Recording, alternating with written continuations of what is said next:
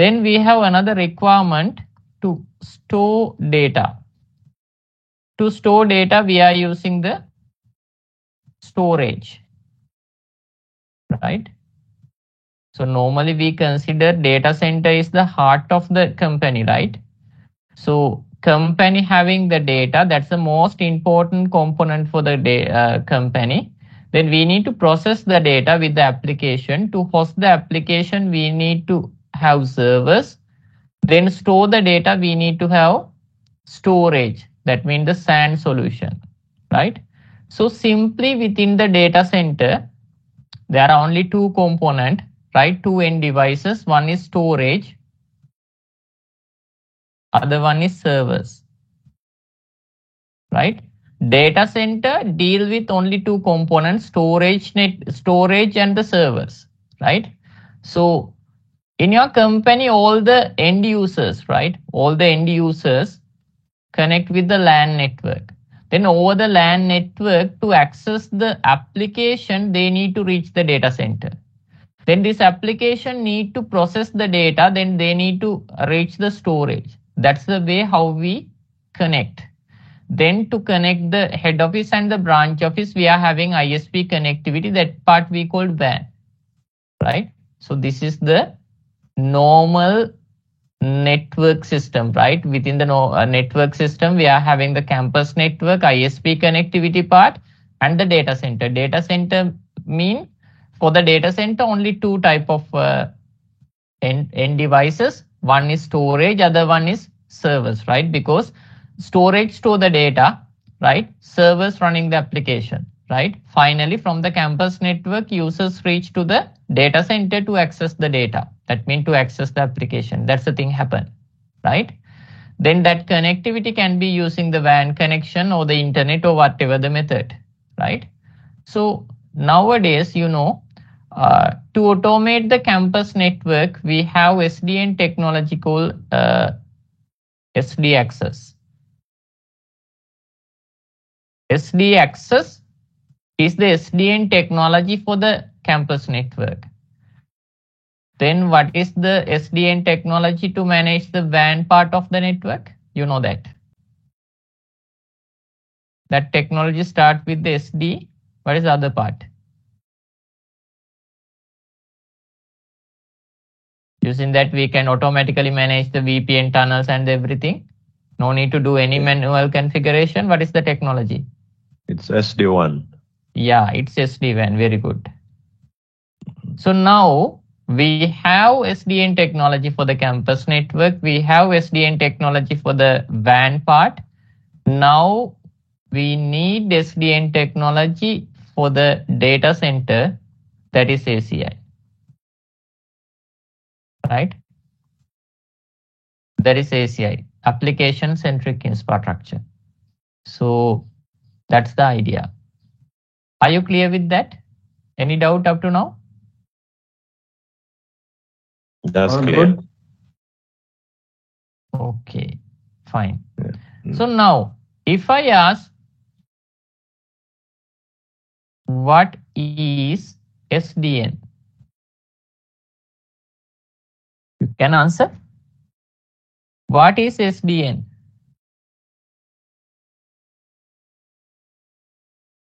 Simply tell me what is SDN.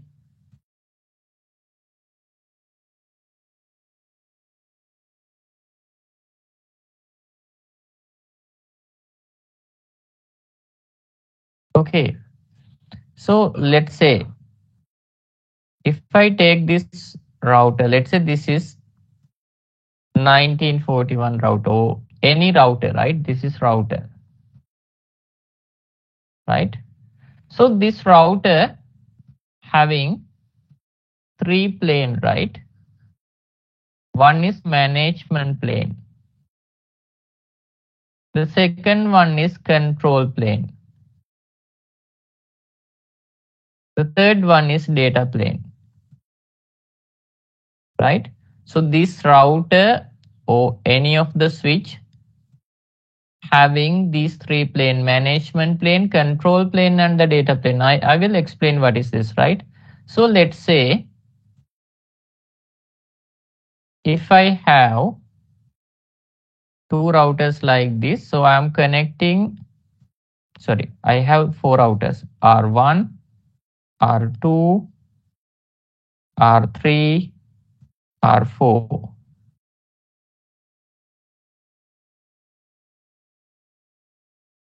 This side I am having client, this side I am having one of the server. Very simple diagram, right?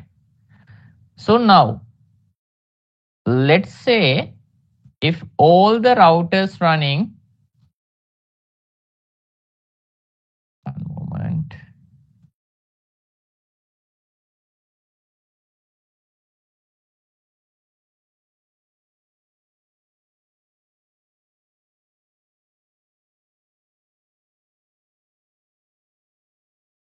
Right.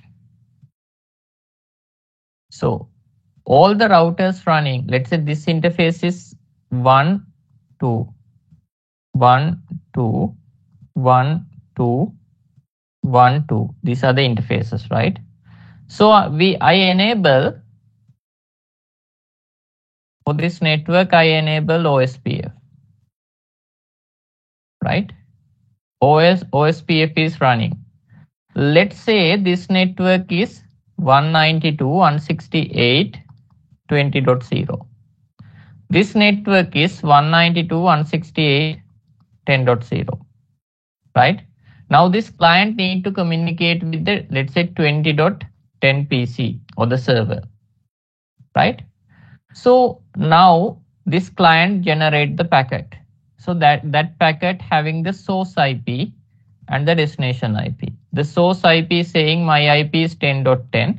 Then the destination IP is my IP. I need to reach 20.10. So this is the packet information, layer 3 packet information. That packet coming to the router 1 because of the gateway, right? When router 1 receive the packet, right? Router 1 going to check this destination IP related network. This destination IP related network.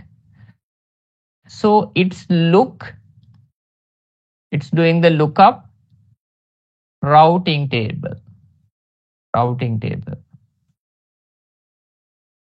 Am I correct? When it receives the traffic, it checks the destination IP, then it's going to find that network with the routing table. Am I correct or wrong? That's right. Right. So in here, this routing table is the control plane, right? In here, we are having routing table that we call, that is the control plane.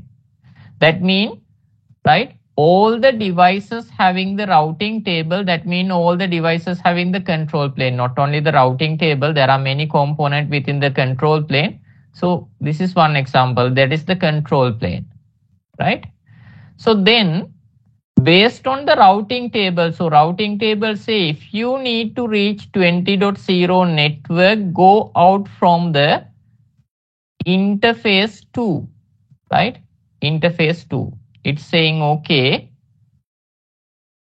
if you need to reach this network, go out from this interface, right?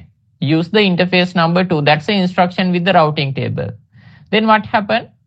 Router going to forward this packet over this link. Let's say link 1. So that's a data plane, right? That's a data plane.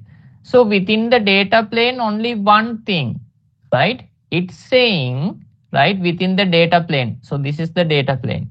Within the data plane, there's a table, that table saying, okay, if you need to go to 20.0, go out link 1.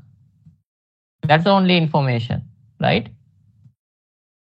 It's not within the data plane, it's not having the metric value, next hop, nothing, right? It having only one information. If I receive traffic to reach the 20.0 network, then I need to go with this link. That's the only information, right? That's a data plane, data forwarding, right? Then again another plane that is we call management plane, right? So management plane defines how I configure this router, right? Console, I can connect with the SSH, right? With a different way, I can reach the router and I can manage it, right? So how I manage it mean I am sending instruction, right? I am configuring the device, right? I am configuring this router. So the idea is every router I need to configure. So every router should have the management plane. Every router having the routing table. So every router maintain local control plane. Then every router having the data plane because it's forward in the traffic. So that's the traditional way. That's the traditional way, right? So now let's say, right? Now R1 say, okay, I need to reach the 20.0, so go to the R3. That's the idea. Now, when it reach the router 3, right? Router 3 observe this link failure. This link is not available now. Oh, that is very slow. Then R3 not able to send that traffic to the R4. Let's assume like that, right?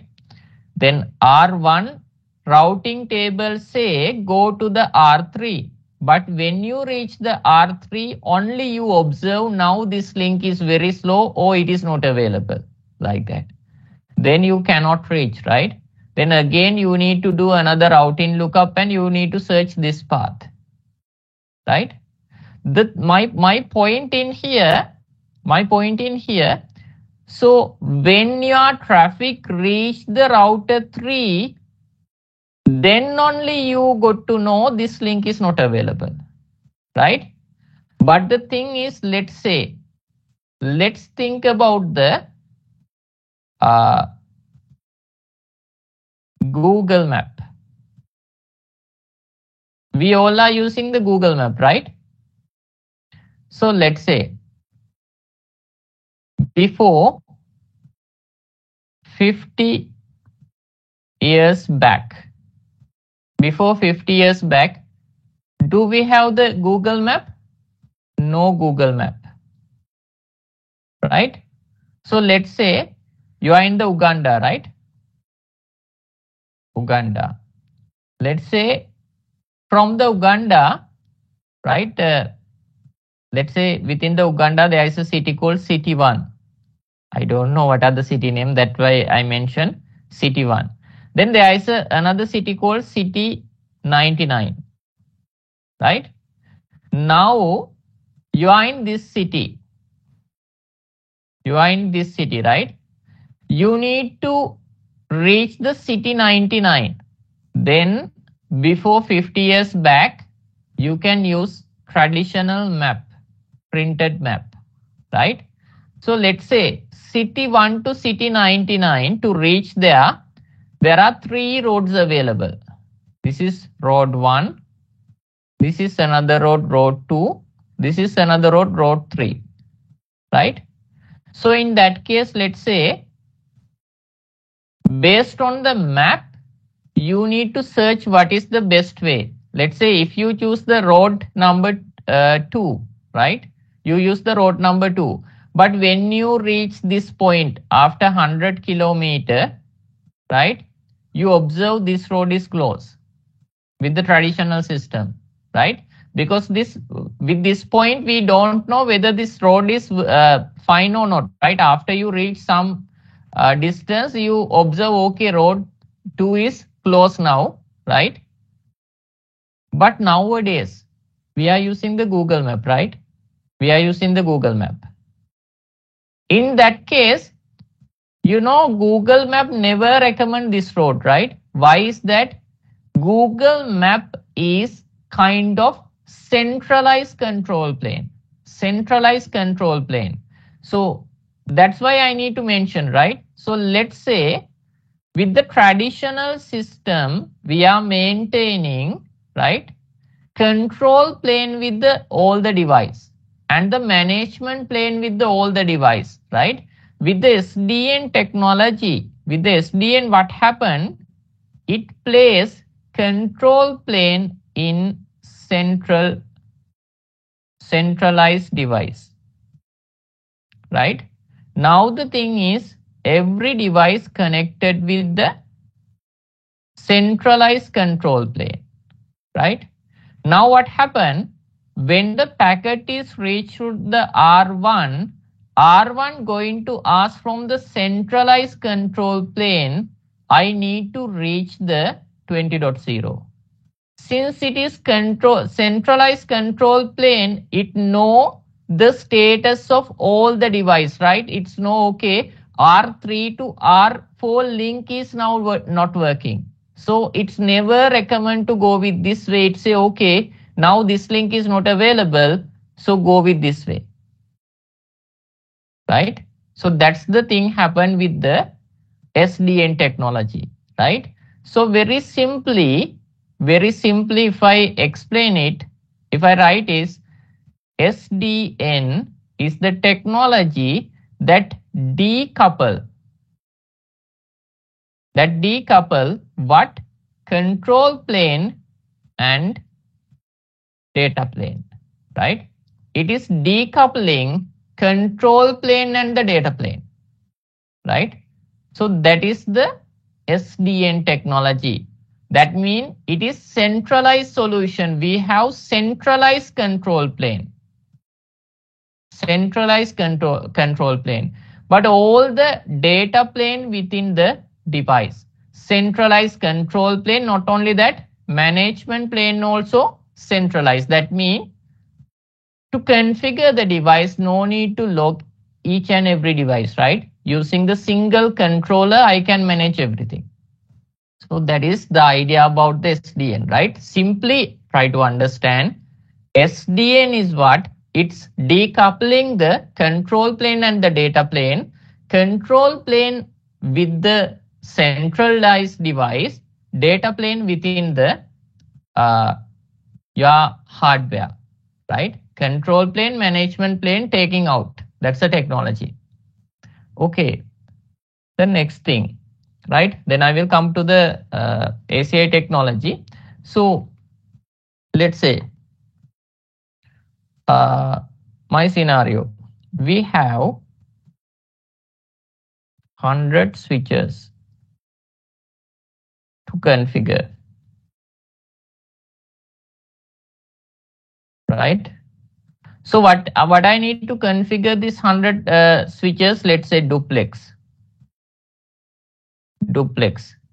speed, right?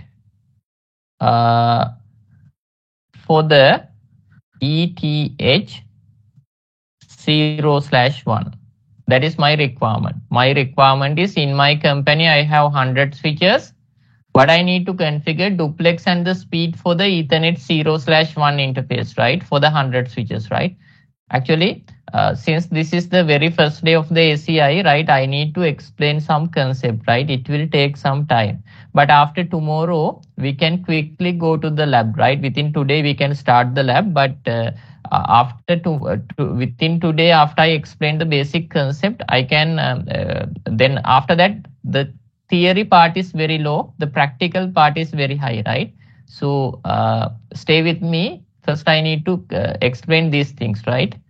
So in here, the point is, with the traditional way, we need to do config 100 times, right? That means we need to log in with each and every device, and we need to copy and paste the configuration 100 times, right? But when we go to the SDN, in here, the technology is, this is the device 1, this is the device 2, this is the device 3, right? All the devices connected to the controller. Then with the traditional way, admin log into each and every device. We have 100 devices and configure those devices manually. But now the thing is, for admin, it is very easy job. Just log into the controller and push the configurable and saying, okay, what I need to do for the Ethernet 0/1, I need to configure duplex full, right? Speed 1 gig, right? I am saying I'm logging to the controller and I am saying for Ethernet 0/1 interface, please configure duplex full and the speed is 1 gig, right? I'm doing that thing only. I'm interacting with the controller, right? Then what happened with the usage of the API, right? Controller push this configuration to the all the 100 device. So this is the SDN, right? This is the SDN. Earlier I explained another concept, right? With the SDN, what happened? It taking out control plane and the management plane, right? So to the centralized device, right? This is another example. In here I'm explaining, okay, I not need to log in each and every device. I just need to log in with the centralized controller. From that I can configure all the device at a time, right? Without any headache. So in here, right, we are using the technology called API to connect with these and push the configuration. We'll discuss that part later. So this is the advantage of the ACI technology. So advantage of the SDN technology. SDN, this is we call SDN advantage, right? That is centralized management, So this is kind of example, right? So I think in your company, you are using the wireless controller, right? WLC? Yes or no? Yes. Right? So, you know, WLC connected with all the AP. That can be 100 AP, 500 AP. All the access point connect with the WLC. But let's say if you need to configure the AP25, that is one AP25.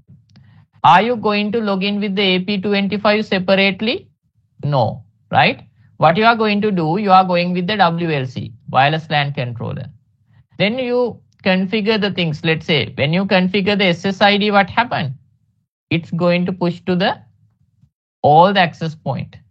Am I correct or wrong? Is it correct? Right? Yeah. So same thing happened here with the SDN, right? With the SDN, same thing happened here. Now, when I'm going to the Cisco ACI, right? Very important point. When we go to the Cisco ACI, remember it's not the normal SDN technology. Why I am saying that? Normal SDN technology, what it's doing is it's separating control plane and the data plane, right? So with the Cisco ACI, we have only centralized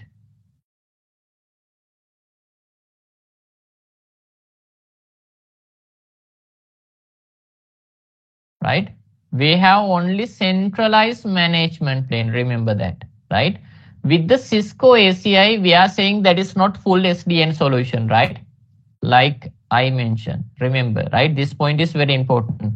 Cisco ACI is the technology that taking out all the device management plane into the centralized location, right? Then the other thing, right? This ACI technology not involved to the traffic forwarding. That means with the Cisco ACI as a controller, we are using the APIC, right? We will come to that point later. What is APIC? APIC is a cluster of servers, right? That running the APIC software. That's a controller, right? So in this technology, this APIC taking management plane only, APIC not interact with data forwarding,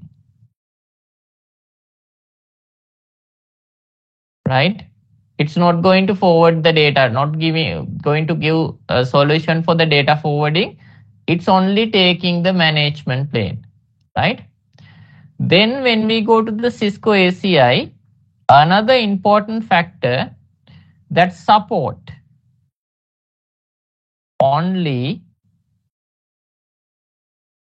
spine leaf architecture, right? That support only spine and leaf architecture, right?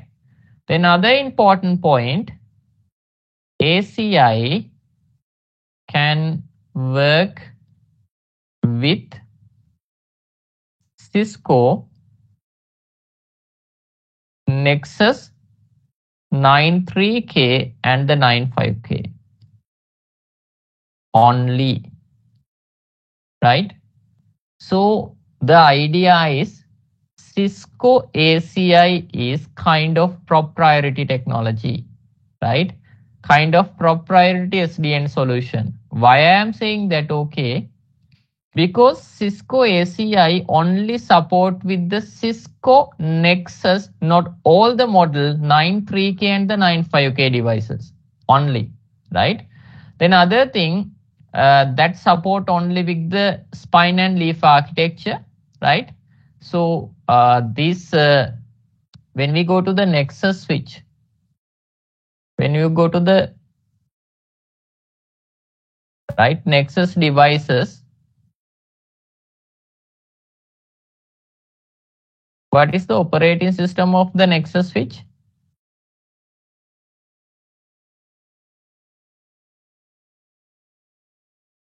What is the OS of the Nexus switch? That is we called NXOS, right? But it support another operating system called ACI, right? This is the default operating system, right? Nexus devices coming with the Nexus operating system, but it support another operating system called ACI, right? So when you are implementing the next ACI technology for your company, the first thing, all the spine and the leaf device should support with the ACI. That means we need to install the ACI operating system, right? ACI operating system. So then, right, we'll discuss about the ACI component.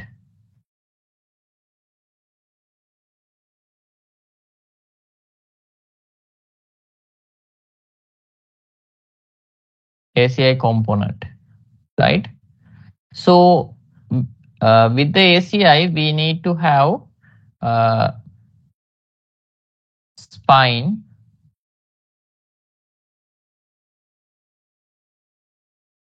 switches, leaf switches, and we need to have controller, that is we called APIC, right?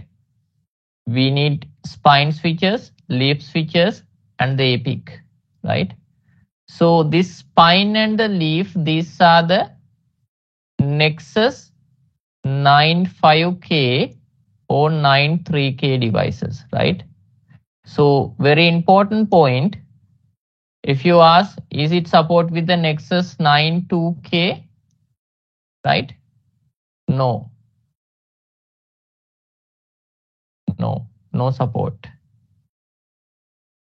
That means for your fabric, you cannot use the 92K series devices, right? It support only 93K and the 95K, right? Those are the only models that support with the ACI, right? So then we have the APIC. APIC means the controller, centralized controller. Actually, what is that? That is Cisco C220 server, Actually, it is 3 servers. It's a kind of cluster, right? APIC is Cisco 220 servers, right? We need minimum 3 servers, right? Then these servers coming with the CentOS. CentOS with APIC, right? That means these servers coming with the CentOS operating system. Then top of that, they install the APIC. That means when you purchase the APIC from the Cisco, everything is pre-installed and the pre-built, right? What you need to do, just plug those things, right? Just plug and work with that, right? So then the next one, spine leaf architecture, right? So when you go to the spine and leaf architecture, this is we call Carlos architecture also. Let's say this is spine 1, spine 2, that is connected with the leaf 101, leaf 102. These are the numbering, right? You can use any name, leaf 103. Anyway, these are the 3 leaf, right? So very important point is connectivity for the spine, in between spine and the leaf, right? So the idea is any leaf should connect with all the spine, right? Any leaf should connect with all the spine. So this is the connectivity, right? So when we discuss about the connectivity, right? So can you remember previous I discussed 3 component of the APIC, spine, leaf and the APIC, right? ACI 3 components, spine, leaf and the APIC. Okay. Now we have the spine and the leaf with the spine and leaf architecture. When you go to the spine and leaf architecture, very important point, right? Never connect leaf to leaf. We are never connecting leaf and leaf directly, right? Never connect spine, right? We are not connecting spine with the spine. That is wrong, right? So the idea is every leaf should connect with all the spine. That's the idea, right? So in here, then the third component is APIC, right? So let's say this is my C220 server. That is we called APIC, right? So normally APIC we represent with this way within the fabric. APIC, right? So where I connect the APIC to the leaf with this way. This is the APIC, right? So this is the spine and leaf architecture. For the spine and leaf architecture, we are connecting APIC, right? APIC means 3 servers, right? 3 servers, 3 identical servers, right? Then how I manage this, right? How I manage this? Let's say this is admin, right? So admin connect with the APIC using the management IP, right? Using the management IP, admin can connect with the APIC. Then over the APIC, we can manage entire fabric. That means all the leaf and the spine, right? But previous technology is we need to connect with each and every leaf and the spine, right? Then we need to manage. But in here, from the APIC, I can manage everything. When you enable that, the important point is all the spine and the leaves should support with the ACI operating system, right? You need to install ACI operating system first. Then you can connect the APIC. Then you can manage all the spine, all the leaf using the APIC, right? After you start management with the APIC, then you cannot configure the device with the direct connection, right? It is not available, right? So the recommendation is minimum we should have 2 spine, but actually if you are considering the redundancy, we need to have minimum two spine, right? But if you are not thinking about the redundancy, we can have the ACI fabric only with the single spine, right? With only single spine, we can set up the ACI fabric, but in that case, there is a problem with the redundancy. But the thing is, minimum we need to have 3 servers for the APIC cluster, right? So the other thing is, in between the spine and leaf, all the links are layer 3. These are layer 3 link, right? These all the links are layer 3 links. Layer 3 links mean what? IP based link, right? Since it is used the layer 3 link, the major advantage is, right? You know the STP, right? You have idea about the spanning tree protocol, correct or wrong? Yes, What is the yeah. usage of the spanning tree protocol? Tell me. Why we are using spanning tree protocol? To avoid layer 2. Yeah, correct. To prevent the layer 2 loops, right?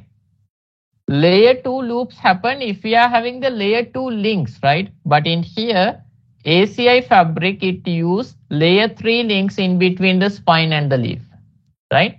Since it is using the layer 3 link, right? No STP within the fabric, right? In between spine and leaf, no need to run the STP. That means the problem with the STP is it's going to block the link, right? To prevent the loop, right? Simply, let's say if the STP discover, so in here, switch 1, switch 2, switch 3, right? Let's say these are the layer 2 links. Layer 2 links. Now the problem is because of the layer 2 link, there is a loop, right? To prevent that loop, we can use the spanning tree protocol STP. With the STP, what happened? It will block one of the link. Let's say it block one of the link, right? Now let's say this side I am having client, this side I am having server, right? When client reach the server, you can physically see there is a very easy path with this way, but actually traffic reach this way. Because with the STP, it blocked this link. It not allowed to enter the data traffic. That's the task of the spanning tree protocol.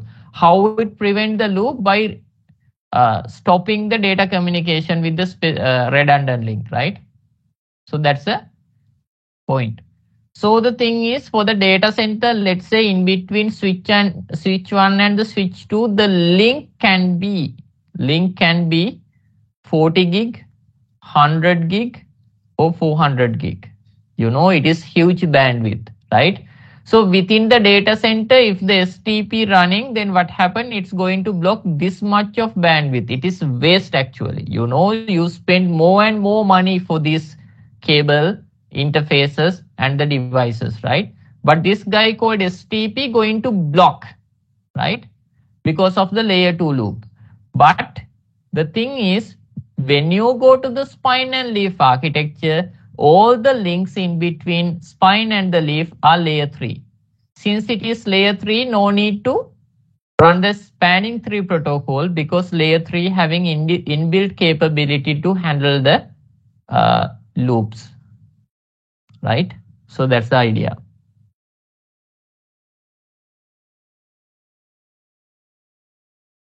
So before I go to next point, are you clear with this up to now? What do you think? Any doubt you can ask, right? Yeah. Any doubt you? Okay, fine. Now, Let's have a small one question. Yes, please. You said that the epic cluster must have 3 nodes. What happens if they are less than 3?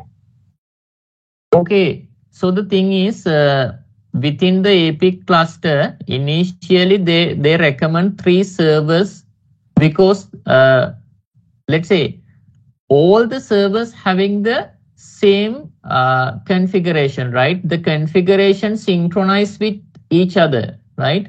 So what Cisco recommend is minimum you need to have 3 servers, right? Initially.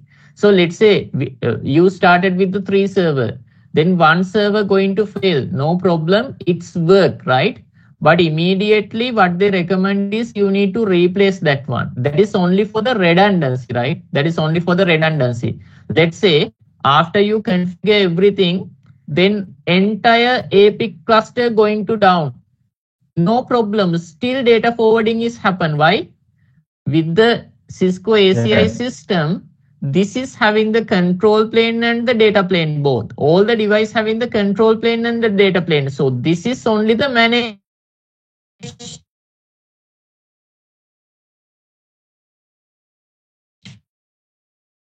failure happen, no problem, still data forwarding happen. Because all the configuration with the device having its own control plane and the data plane. But according to the Cisco recommendation, minimum to minimum, we have 3 servers, right? That's their recommendation. For the production, right? For the production environment. Is it clear? So that is their recommendation, right? So they are saying minimum you have to have 3, right? 3 servers. But if the failure happen, no problem. Still, your fabric is working. Is it okay? Awesome. Thank you. Thank you. Welcome. So next, I'm going to have a small discussion about the this. I know everyone familiar with these things, right?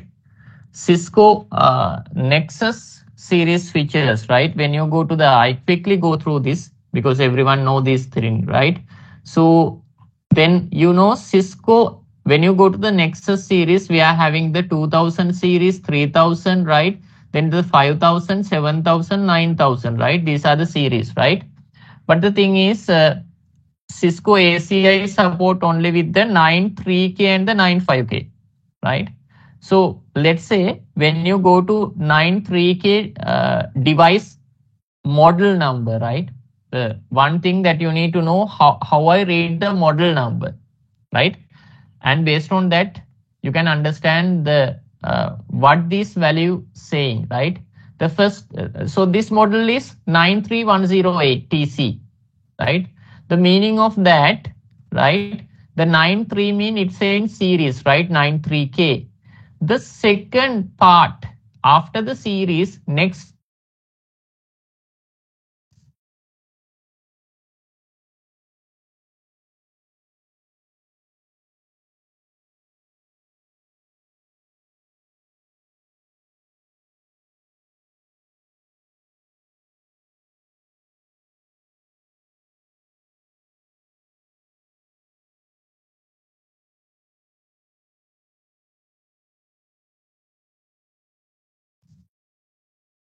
I think it's you.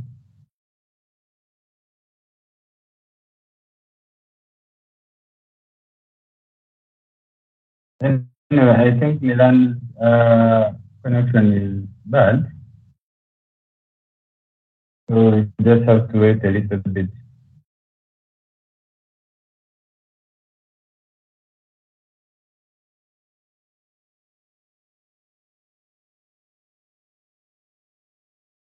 Hello.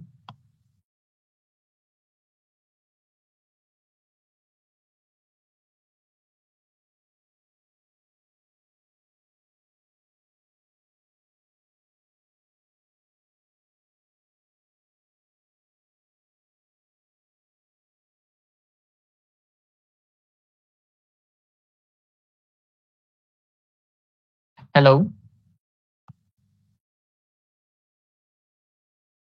Hello. You can hear me now. We have lost you. You lost the connectivity, right? With okay. I think it was that went to, Now is it clear? yeah, we can hear you. Can everything's okay. Okay, it's saying my internet quality having issue. Give me one moment. I will check that.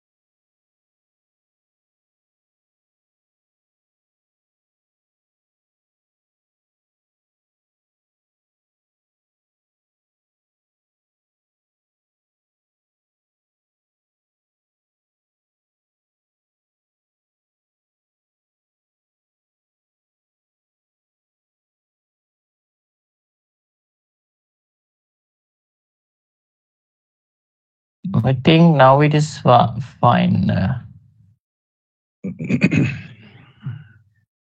Okay. I think previously I had issue with my Wi-Fi connectivity. Now I changed that. Now you can see the screen, right? Yes, we can see. Right. Great. Sorry for that. Okay. So I'm discussing about this slide, right? So in here, this is about the naming convention, right? So let's say this device model number saying the model number is 93108 TC. Okay. So 93 is saying about the series. Then the next part, next 2 or 3 digits saying ports, right? It's saying 108 port. But if you clearly look at the device, right? This is the real device 1, 2, 3, 4, 5, 6, 7, 8, right? That means this section having the 16, again 16, again 16, right? So 16 plus 16 plus 16, and in here again plus another 6, right? Then you can see it's clearly the total is 48 plus 6. It's not the 108, right? Then you are thinking why they are mentioning 108 like that. Okay, so this is the idea. with the Cisco Nexus device, when they are representing the number of port, right? The major thing is it's always saying, right, that total number equal to the 10 Gbps value, right? So the thing is sum of all the port. If there are different speed, the thing is first 48 port with the same speed, right? First 48 port with the 10 gig. But last 6 port, right? Last 6 port can operate up to 100 Gbps, right? So last 6 port, these port, single port speed, we can go up to the 100, right? That means with that way, single port can represent another 10 port of 10 gig speed, right?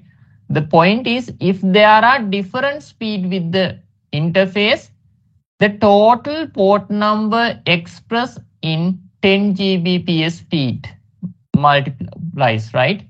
So that's why it's saying 108, because last 6 port, each port speed is 100, then 100 equal to the 10 port of the 10 gig. So this 6 represents 60 of 10 Gbps port. Then 60 plus 48 is 108, like that. So remember, when you read the number, the first number 93, right? So actually for the 95, this is not related, right? 95 naming convention is totally different, right? This is for the 93, right?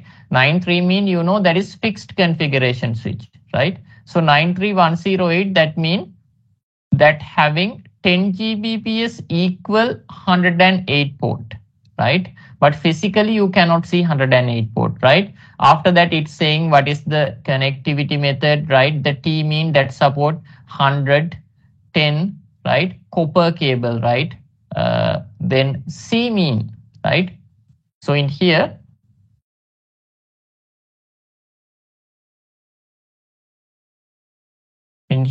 the point is, let's say,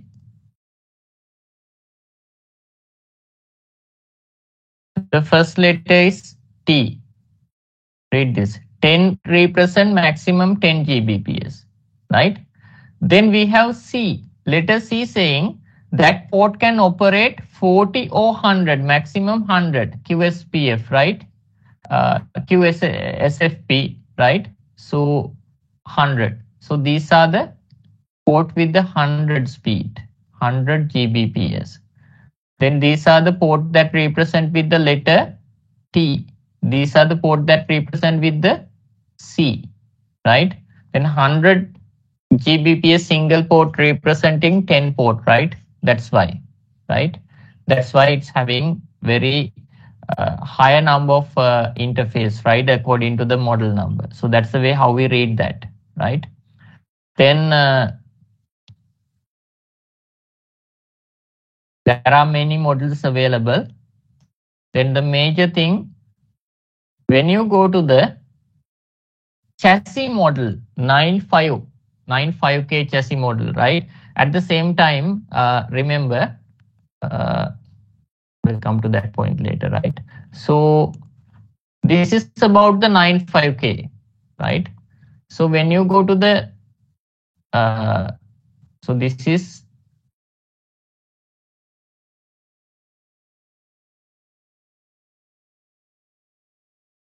Nexus 95K, right? When you go to the 95K come with 3 type of device: 9504, 9508, 9516, right? 9516. In here, the 4816 represent number of line card. Line card is what? Again, switch, right? So this is chassis, right? This is chassis.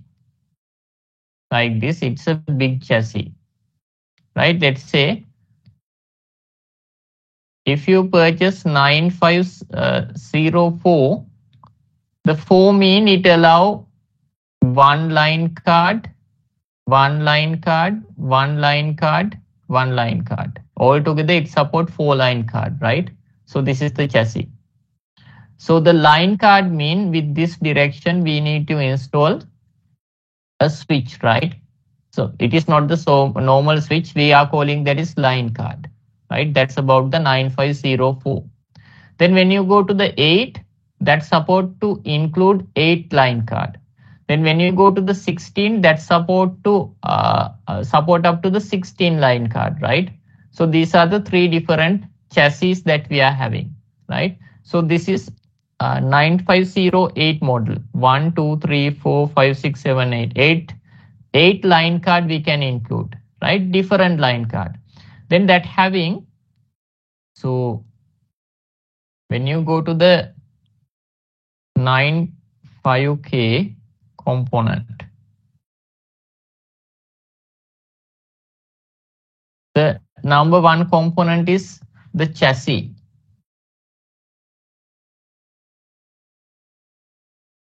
Right? Chassis can be with the 4, 8, 16 line card capability. Number 2 component, you need to purchase line card.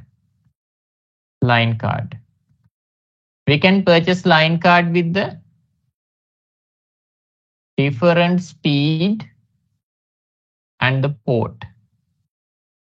Copper, fiber, whatever the things that you need. Number 3 component, that is fabric module. Number 4 component, that is supervisor engine.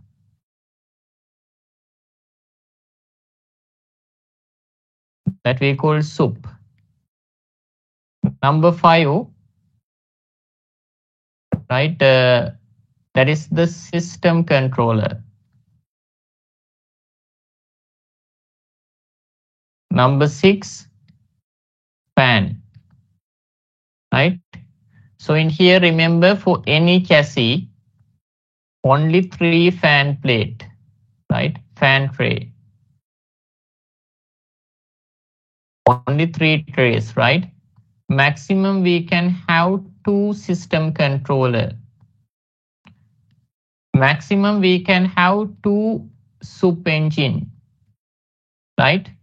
Maximum we can have 6 fabric module for any chassis, right? But for any chassis, the line card number different because with the chassis support, some chassis support 4, 8, 16 like that, right? So let's say this is my line card number 1. So let's say I'm having the chassis 9504. This is my chassis. Then I include line card number 2. Line card number 3 and the line card number 4. I have included 4 line cards to the chassis, right? So let's say I connected my PC to the line card 1 and another PC to the line card 3. PC 1, PC 2. Can they communicate? So what I did, I purchased the chassis, just included the line card. I'm asking, can PC1 communicate with the PC2? What do you think?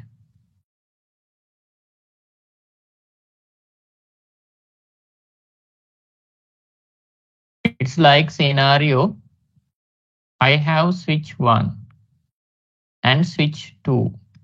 Switch 2 connect with the PC2. Switch 1 connect with the PC1. Now I am asking can PC1 communicate with the PC2? This No. answer? No.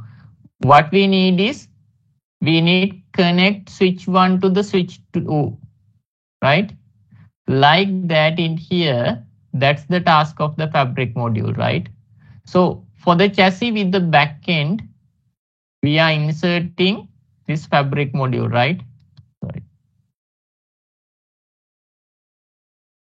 Right.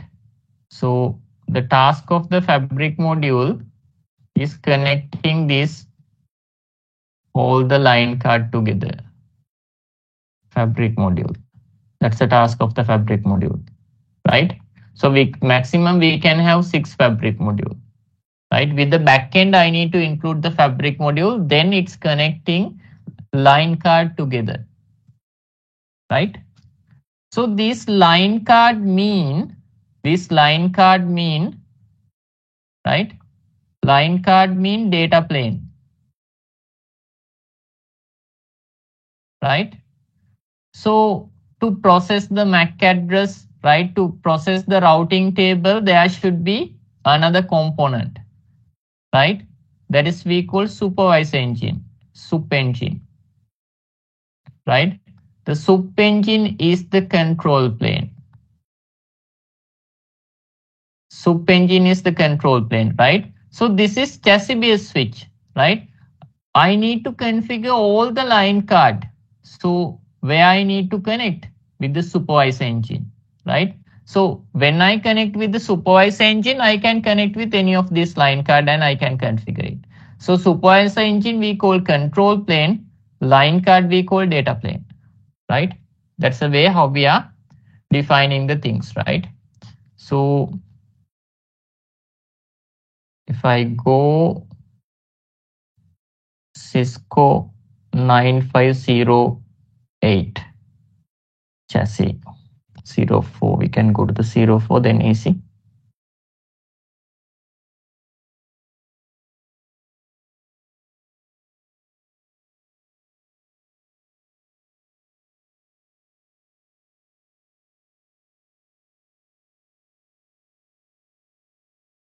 So this is the chassis view.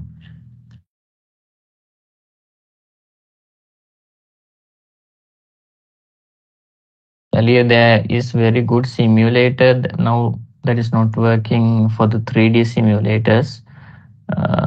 PDF.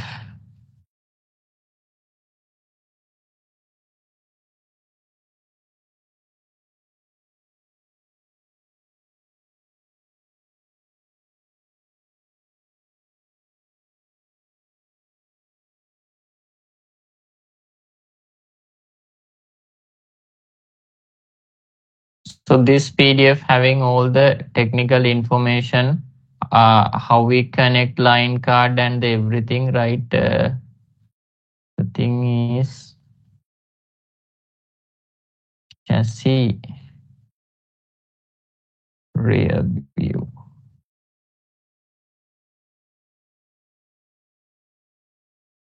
Front.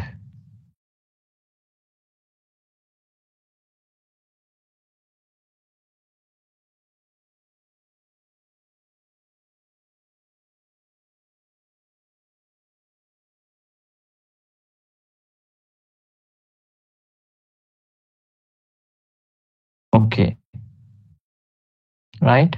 So you can see this is the way how we include the line card 1, 2, 3, 4 like that. I can include the line card.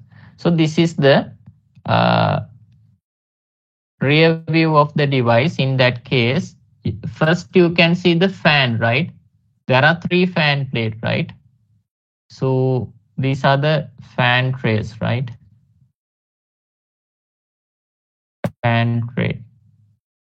So you can remove, there are 1, 2, 3 fan trays available. What you can do is you can remove those fan trays, right? After you remove the fan tray, right? Then you can see the fabric module, the position to insert the fabric module. I think in here I seen another ones. Okay, in here. So you can see under each and every fan tray, there are 2 fabric module space, right? So this is the fabric module. What we can do is insert the fabric module, right? Insert 2 fabric module, then we can insert the fan tray, right? to access the fabric module, then first you need to remove the fan tray. Then only you can see the fabric module, right? So this is the fabric module. This fabric module we are using to what we call the interconnect all the line card, right? I think this diagram is good.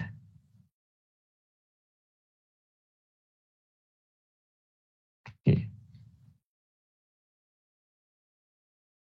In here, everything is there, right? So in here, 3 fan trays, but one is removed. When you remove, you can see the fabric module, right? Up to 6 per chassis behind the fan module, right? Then this is the fan module, right? So for any chassis, there are only 3 fan module, right? Then with the back panel, you can see the system controller, right? That we call chassis controller. That means system chassis controller task is based on the heat. They can change the RPM of the fan like that. There are many tasks handled by the chassis controller, right? Then supervisor module, you can see within the front panel, right? The supervisor module, it's a kind of computer. It's a kind of computer, right? So we are using 2 supervisor module, but remember anytime only one active, right? So why 2 supervisor module? Because of the redundancy. Then we can include the power supply based on the power requirement, right? So in here within the Cisco, there is the power calculator. With that, you need to include, okay, what are the line card that you are going to include? What are the fabric module that you are going to include? What are the other components? Then it will say this much of power needed. Then based on that, you can choose the power supply module, right? Then these are the line card. When you go to the line card, you can purchase the line card with the 10 speed, 40, 100, 400 like that. You can include many modules. It's up to you, right? These are the line card, some different line card, right? So this line card having 8 port of 100 gig. One port operate with the 100. There are 8 port, right? But when you go with this, that having 38 port with the 40 gig speed, right? Like that, there are many line cards available, right? Then based on that, you can select the supervisor module, right? So this is the way how real network connecting. So I will share that link also.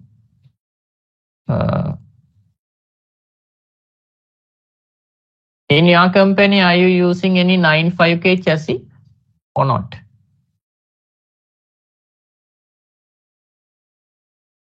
Hello.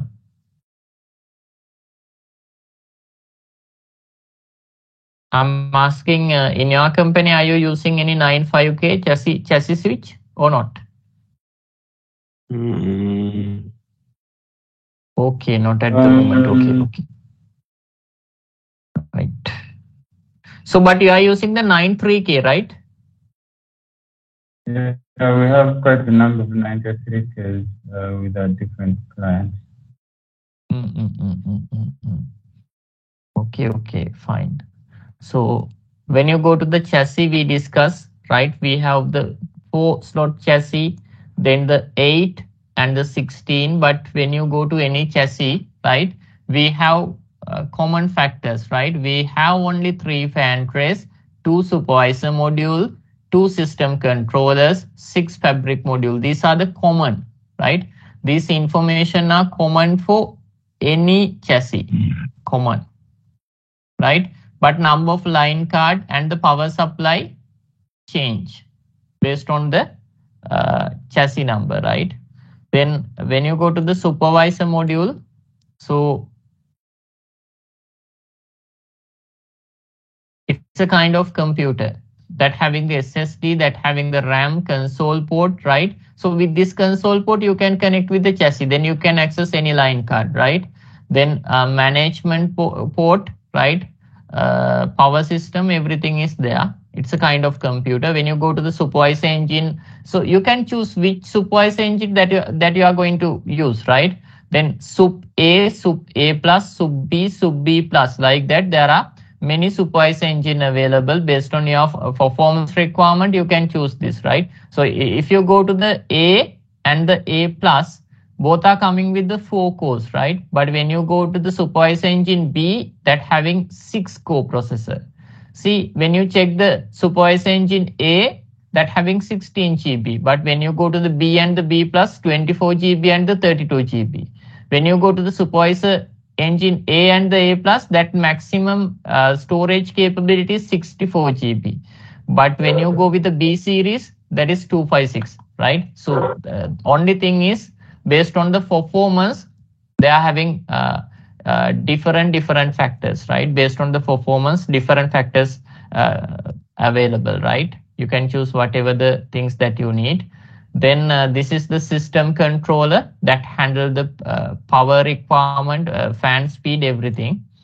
Then these are the fan trays, right? Any device having maximum 3 fan trays, right?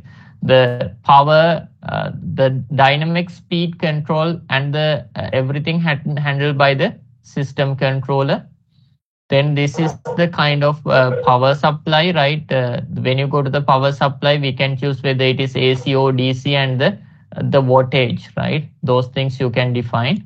Then this is the fabric module, right? Fabric module. So this fabric module that interconnecting all the what we call the line card, right? So all the line card interconnected by this fabric module, right? So like that. So that is the that's about the 95K, right? So shall we have a small break before I go to the next part? Is it okay to have a small break? It's okay. Okay. How many minutes you need? 20 or the 15 minutes for the tea break?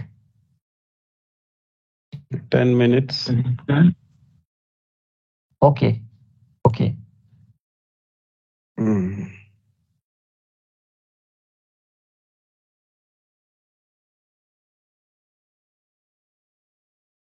I will connect after 10 minutes. Okay.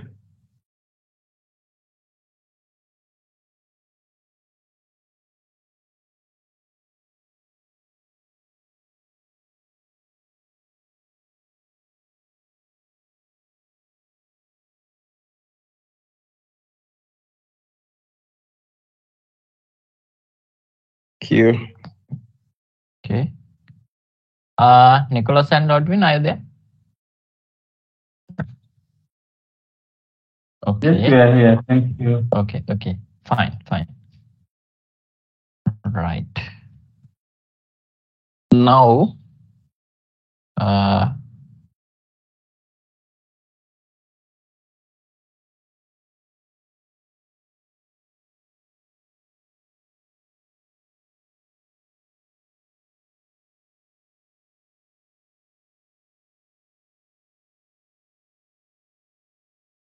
right.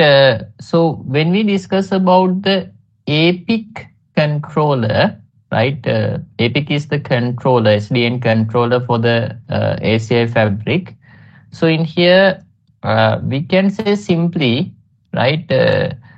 APIC is a policy enforcement point, right? Policy enforcement point, right? Then other point, there is GUI access. Right? So for the APIC, we are using Cisco C series server, right? So Cisco UCS C series, right? Unified computing, right? As hardware. Then other thing I mentioned that come with the CentOS operating system, CentOS, right? And APIC, right? So APIC installed top of the CentOS operating system. So when I go to the hardware, right? You need to know what are the available ports to connect with the ACI fabric, right? So in here, with the previously we discussed, right? So let's say this is the spine. With the single spine, we can run the ACI fabric. The only thing is the redundancy, right? Let's say in my fabric, I have one spine, then the leaf, again leaf, then this is my apic. Apic I connect with the two leaf 1 and the leaf 2, right? So when you go to the Cisco, let's say Cisco UCS C220, let's say this is the server. So in this server, there is a network card, sometimes with the 2 ports, sometimes with the 4 ports, right? So in here,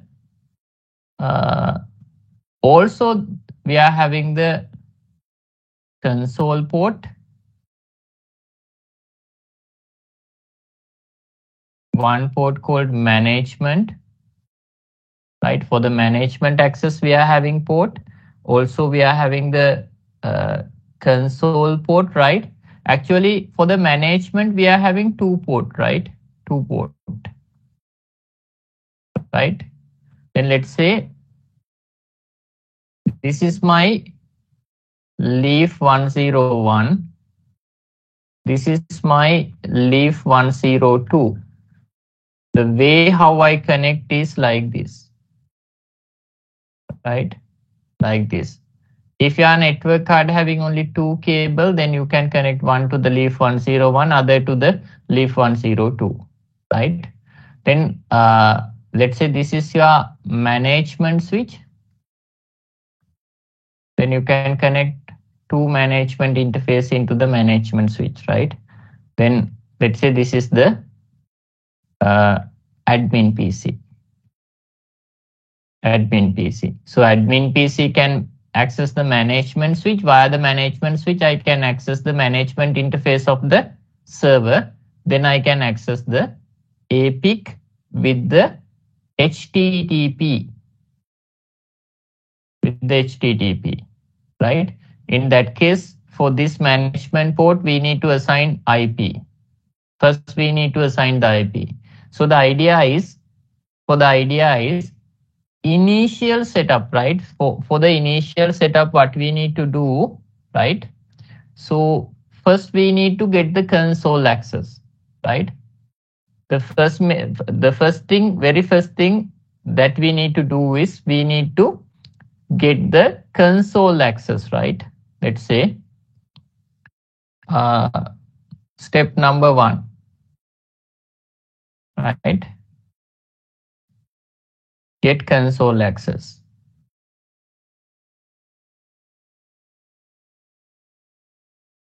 Of APIC with the traditional way. Step number 2, right? With the console access, we need to provide some parameters. With that, we can define management interface IP, right? So let's say your management interface IP is 192.168.10.65.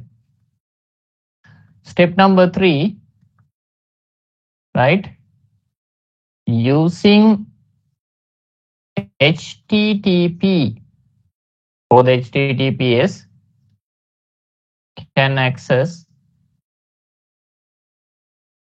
APIC GUI way, right? First, we connect with the APIC using the console. Then we need to do some configuration. Some configuration mean for the APIC cluster, we need to give the name, right?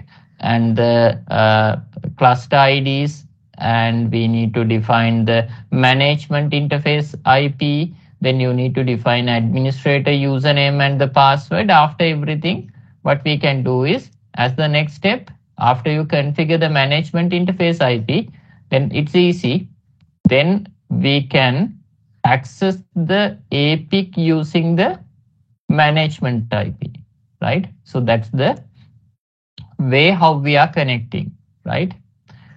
So the thing is, one moment.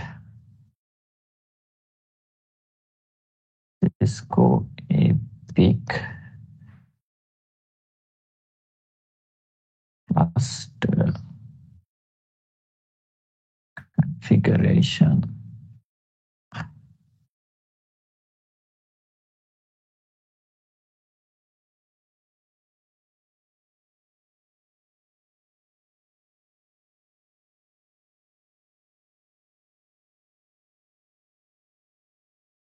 Not this one.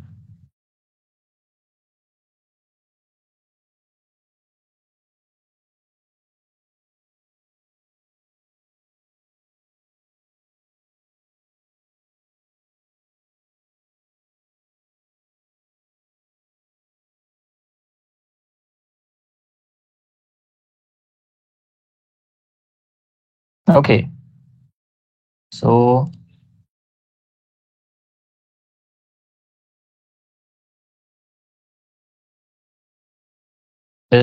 this is the guideline, right? So initially, as I mentioned, you need to plug the console cable to your server, right? Then your APIC connect with the two leaf of the spine and leaf architecture, right? Then you can assign the fabric name, fabric ID. Then you can define, enter the number of active controllers in this fabric. So the default value is 3, right? Then you can define your pod ID, right? Then you need to define what is your control ID. Earlier I mentioned I am going to add 3 servers, but this is the server number 1, right? Then for the controller, I can give the name APIC, right? Then in here, right, in here, very important thing, enter address pool for the TEP address. TEP address. It is very important point, right? So, okay. I think everyone know about the VXLAN.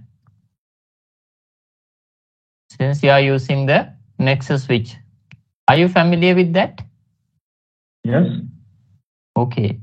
With the VXLAN technology, what they are doing, so let's say this is switch 1 and the switch 2, right? So in between that, let's say this is L3 cloud, right? Over the layer 3 cloud, we are creating VXLAN tunnel. Right, we are creating VXLAN tunnel in here. You know, there are many configuration required. So when you create the VXLAN tunnel, right? So we are defining loopback IP, loopback with the both end, right? In between this loopback IP, it's create the VXLAN tunnel. So this loopback IP or this device we call TEP, right? TEP mean what? Tunnel endpoint. TEP is what? That is the tunnel endpoint, right? So the tunnel endpoint mean, so in between the Nexus 1 and 2, you are creating the tunnel. The device that we are creating tunnel configuration, we call TEP, right? For that device, we need to have IP that we call TEP IP. I think you can remember those things related to the VXLAN, right? So with the normal NX OS, right? With the normal NX operating system, this VXLAN is manual configuration, manual config. But when you go to the ACI, let's say this is my spine and I have, let's say 3 leaf, right? Leaf 1, leaf 2, leaf 3, right? The beauty of the ACI is without any configuration, it's create VXLAN tunnel like this, right? It's create VXLAN tunnel for data traffic, right? Without any configuration, it is automated process. for that, what we need is for every device, we need TEP IP, tunnel endpoint IP. That means every device should have the unique tunnel endpoint IP, right? So with the manual configuration, I think you are creating the loopback IP and you are defining the TEP IP with that, right? Am I correct? I mean, with the manual configuration with the VXLAN, what you are doing within the Nexus switch, you are creating the loopback. Then loopback we can use as the TEP IP.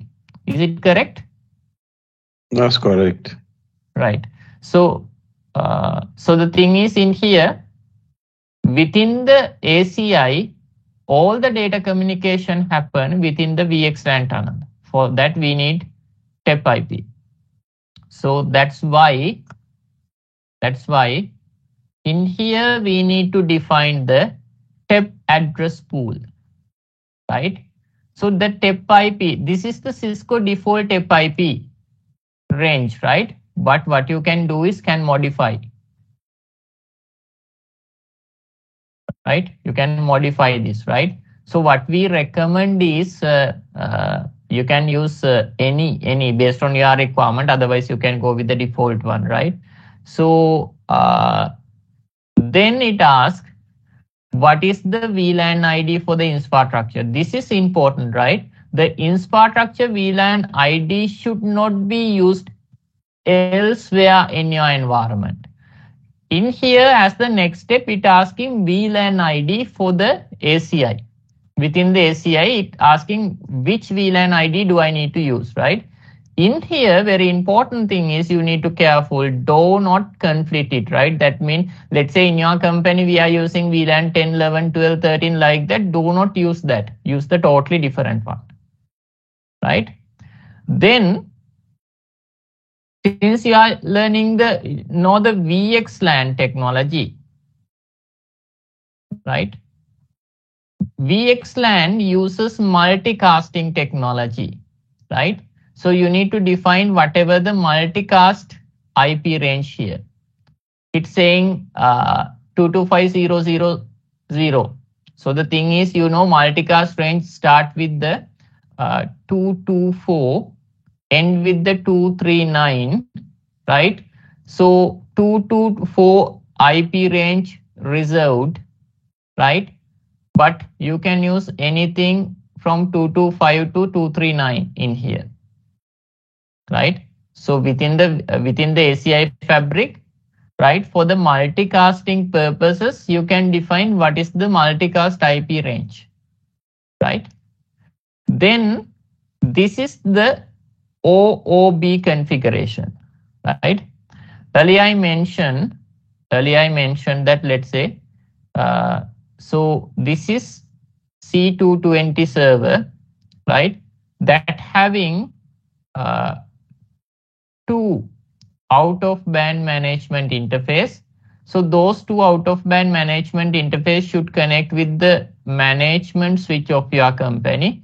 Then admin log into the management switch, right? Over that, it can access the APIC, right? So the idea is in here,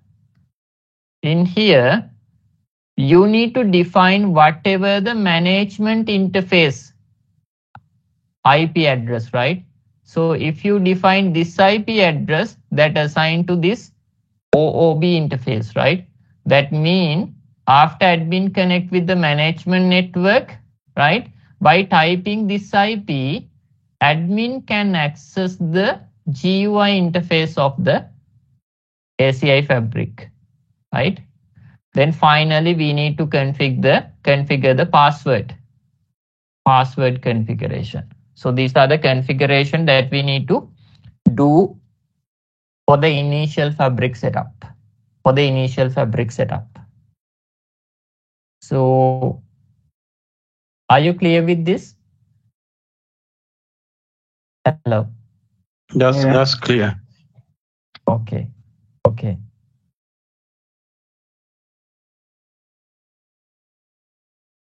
Now, this is the again, very important topic,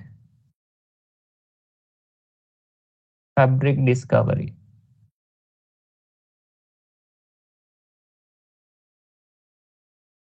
Fabric discovery, right? So now what happened? So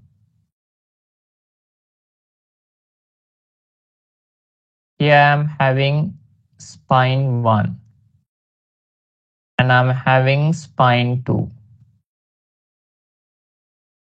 Leaf 1,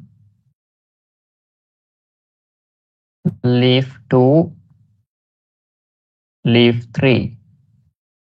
Then those leaf connected with this way, right? Then this is my apic, right? Apic connect with this way to the 2 leaf, right? Then with this side, OOB interface connected with the management switch, right? So management switch connect with the PC. This is the PC that accessed by the admin. So this is the setup. So the thing is, right, when I connect this cable and when I switch on the apic, right, the step number 1, when apic turn on first time, what happened? It sent LLDP packets to the, they said this is link 1, link 2, link 1 and link 2, right? When you connect apic to the 2 leaf, right, using the network interface card, what happened when you switch on that, it send the LLDP packet to the link 1 and the link 2. I think you know LLDP, right? Link Layer Discovery Protocol. It's like CDP protocol, right? I think you are aware about this protocol, right? Yes. Okay. Then what happened? Leaf 1 or 1 and leaf 2 reply with LLDP, right? When I send the, let's say I'm the apic, right? I'm sending 2 LLDP packet for the link 1 and 2. When they receive it, it share their information with the again LLDP message, right? Again LLDP message. So in here, the thing is, right? The first step number 3, first LLDP received by apic mark as active link, right? That mean, right? So let's say then these 2 guys sending LLDP message to the apic, right? But only one message received early, let's say link. So for this interface, for the apic, receive the first LLDP reply. So in that case, mark this interface as the active. That's the idea, right? The idea is first LLDP received by the apic, right? Mark as the active link. So this link mark as the active. So after that, it's not going to do with the link 2 until the failure happened, right? So this is active, this is standby or the backup, right? Then what happened, right? Now you receive LLDP from the leaf 101, right? Up to that, everything is automated. But step number 5, step number 4. Now, admin need to register the leaf 1 within Fabric with name and ID, right? I can say that is leaf 101 like that. So after it's discovered, right? So you receive the LLDP from the leaf 1, right? You receive the LLDP from the leaf 1, so you know what is leaf 1. Now there is a manual process for the administrator. The process is you need to register, right? The leaf 1 with the Fabric with the name and ID, right? Name and ID. With the name and ID, we need to register this guy within the Fabric. Step number 5.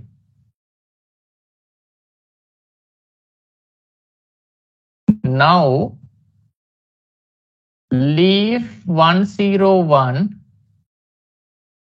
receive IP from APIC. That is we call it TEP IP, right? So we connect the APIC, then APIC send the LLDP, then APIC receive the LLDP reply packet from the leaf 1 and 2. The first reply packet link select as the active, right? Then as admin, you need to go to the APIC and you need to register the device, right, with the name. Then that device will receive the TEP IP, right? TEP IP. That is step number 5, right? So that means in here, DHCP protocol is running, right? DHCP protocol is running. Then the next step is very important. Step number 6.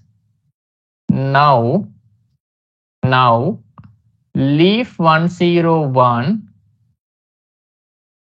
going to discover all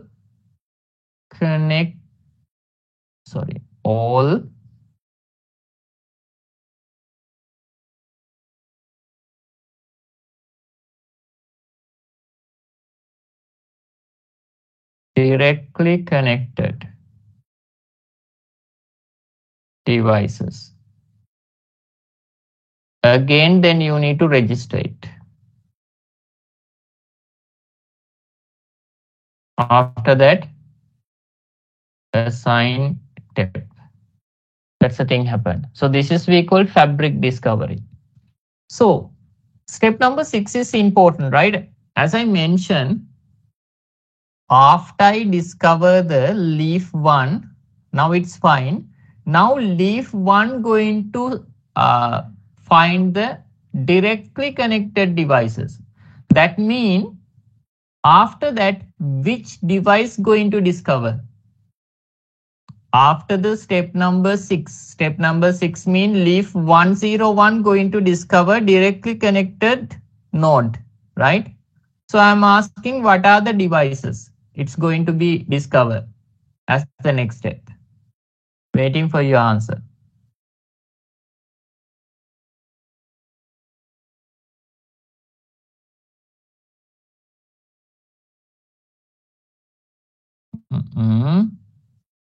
Only the second spine.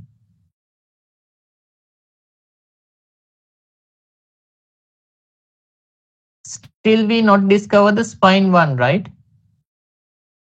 So the point is it's going to discover all directly connected devices, right?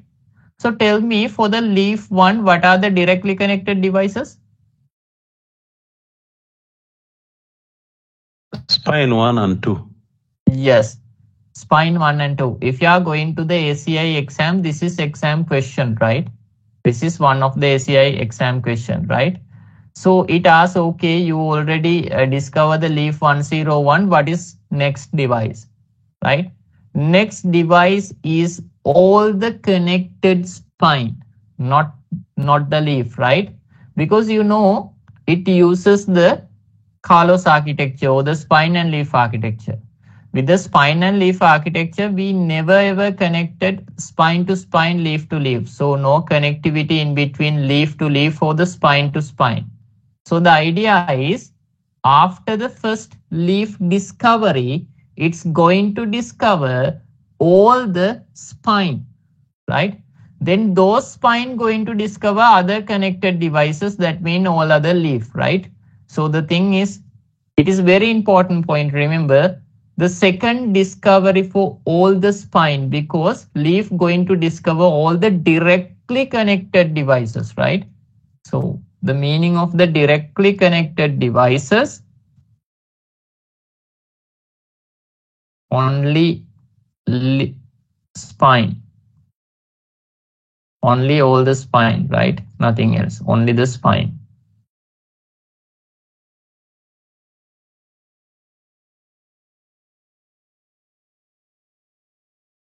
Right? Then again, as earlier, you need to register it. You need to assign the name leaf 1, leaf 201, leaf 202, like that. Then those leaf going to discover again next set of devices. So that's the way how fabric discoveries happen. How fabric discoveries happen. So in this process, remember the fabric with the fabric, after the fabric discovery, it will recognize all the devices within your ACI fabric, right? Then only you can proceed to the next step. Then you can push the policies, right? Push the policies, right? So now, one moment.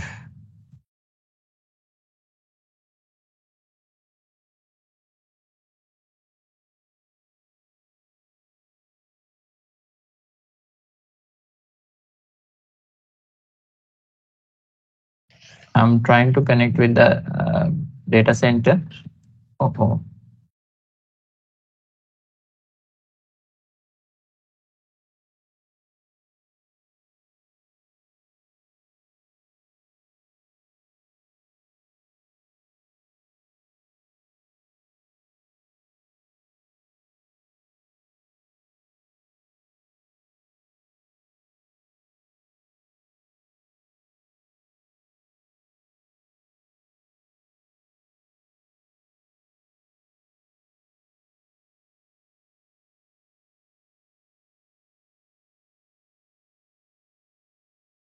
Give me one moment. I need to drop message to our data center team because I cannot RDP the device.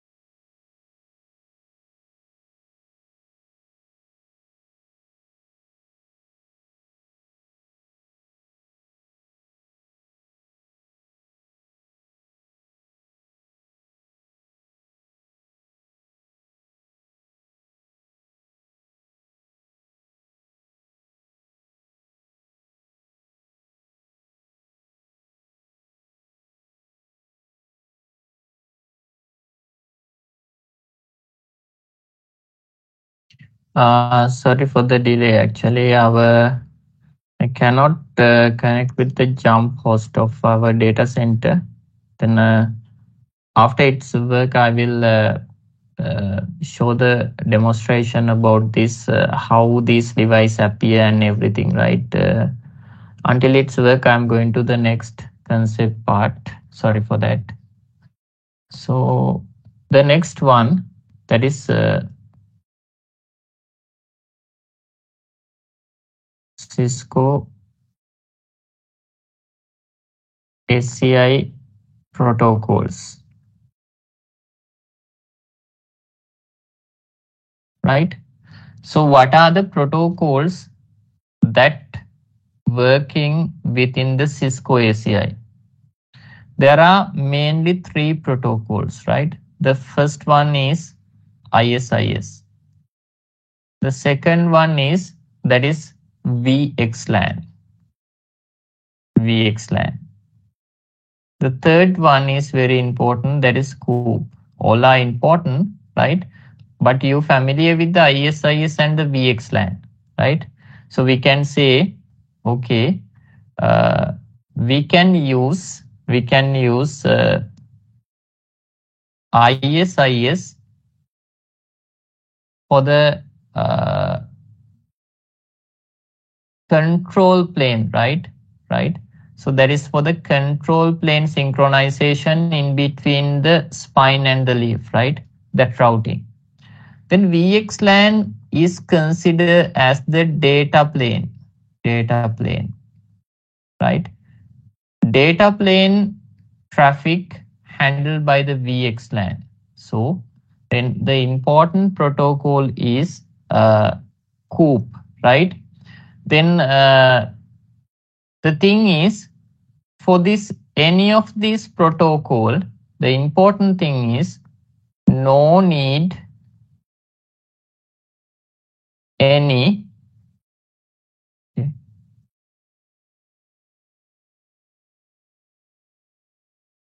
Samuel, did you lost the connectivity? Yeah, I dropped my call dropped. I don't know for what reason. Okay. So Samuel, I'm going to the Cisco ACI protocols, right? So when we go to the Cisco ACI protocol, there are three protocols: ISIS, VXLAN, and the COOP, right? So ISIS we consider as the control plane of the ACI fabric. The VXLAN we consider as the data plane, right? And we have another protocol called COOP. I will come to that point later. So the important point is no need any manual config, right? Within the ACI fabric, no need to do any ISIS configuration for the control plane. No need to do any VXLAN configuration. The beauty is VXLAN tunnel created automatically, right? No need to do any COOP configuration, right?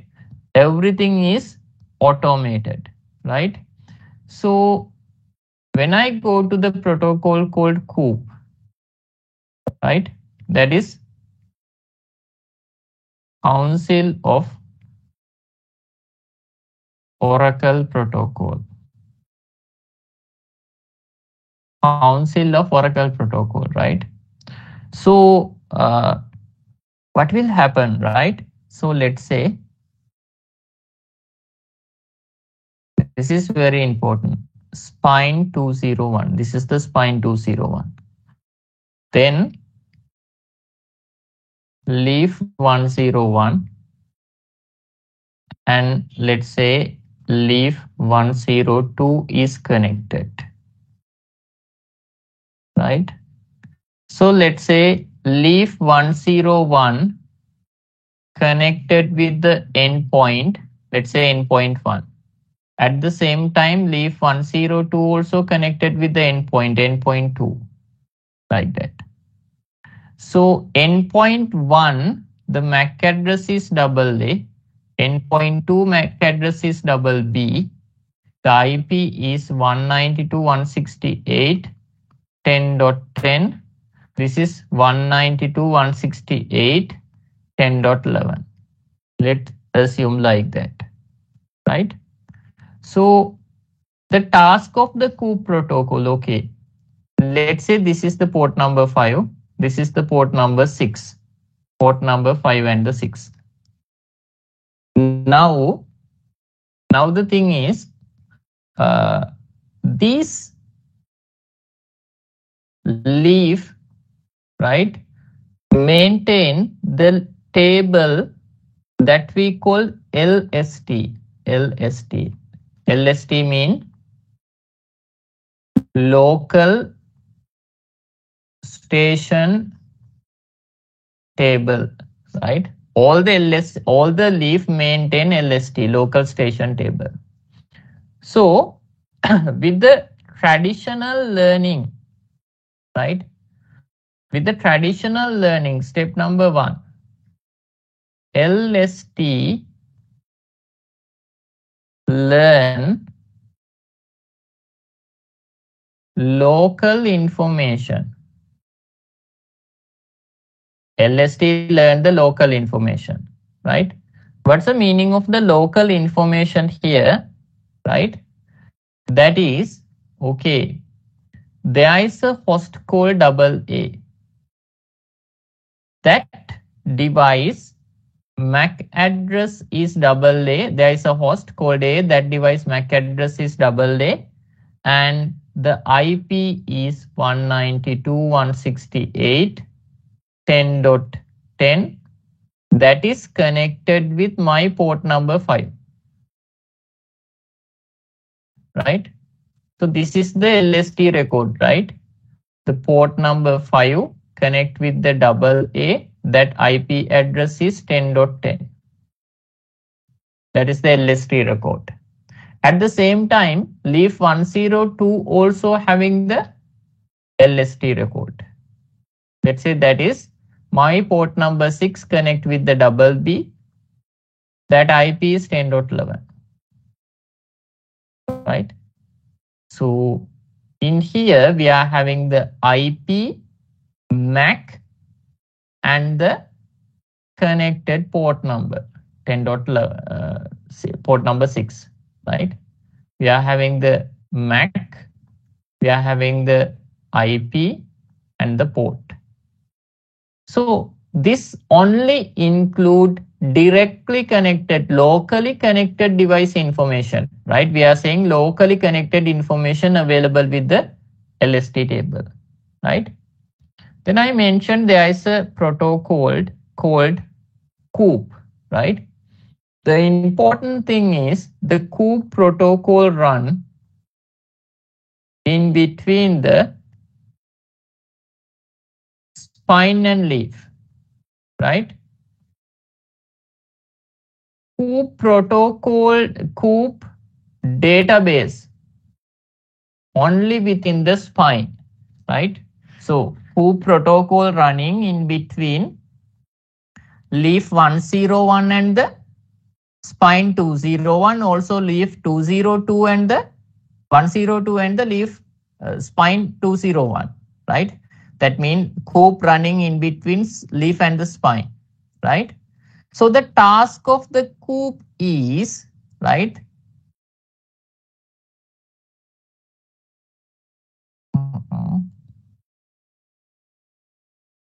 Lodwin, you also dropped, right? Hello? Yes, just a small glitch here. Sorry. Okay. Okay. Tell me what is the point that you heard last time? LST table?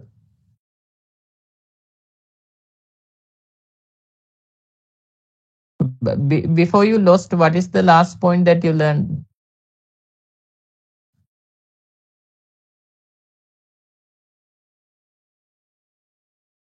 Hello? Lodin, can you hear?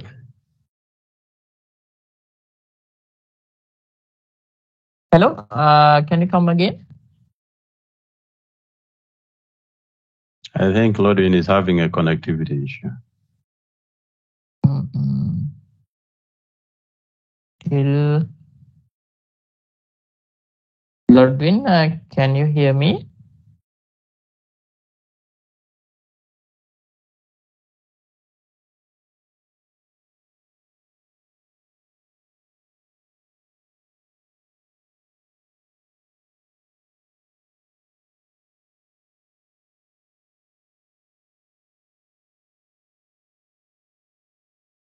Lodwin, can you hear me now?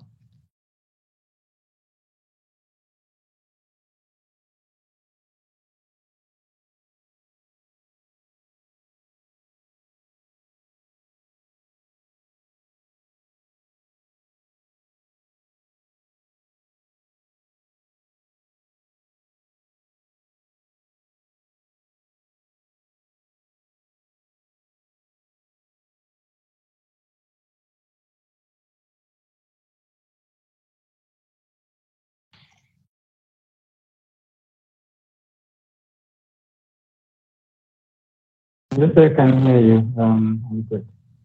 Sure. Okay, okay. You can hear. Okay, Lodwin, what I ask is, okay, so in here I'm discussing about the COOP protocol, right? So previously I explained the local station table. What is the last point that you learned? I just was up to about 30 seconds, so I'm still following. You don't need to go backwards.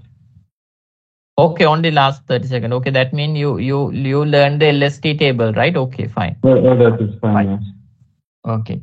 So then, Lodwin, I discussed the protocol called COOP running in between leaf and the spine, right?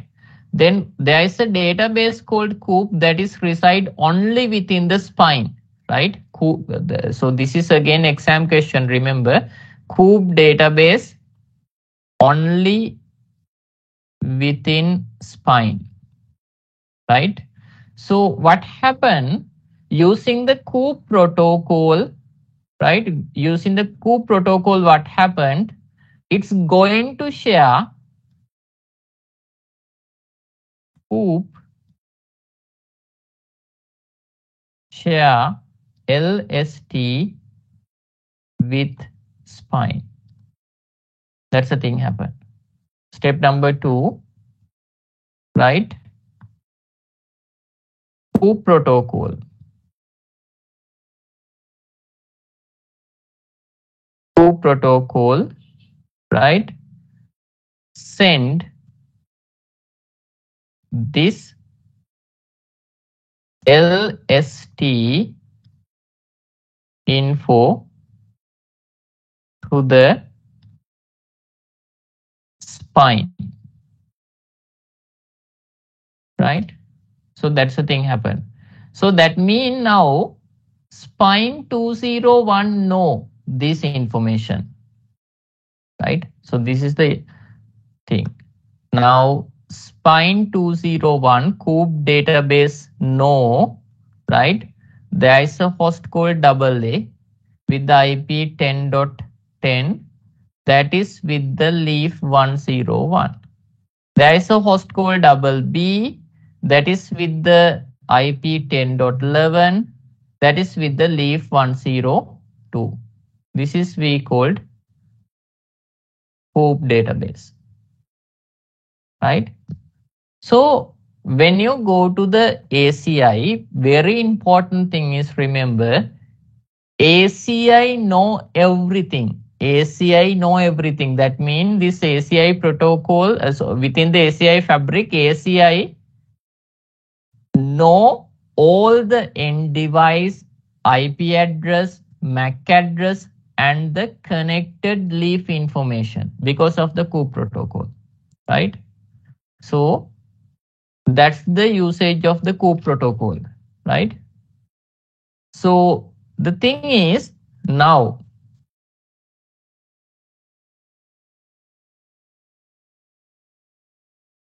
with the same diagram, let's say spine 201, leaf 10, sorry, I need to draw it.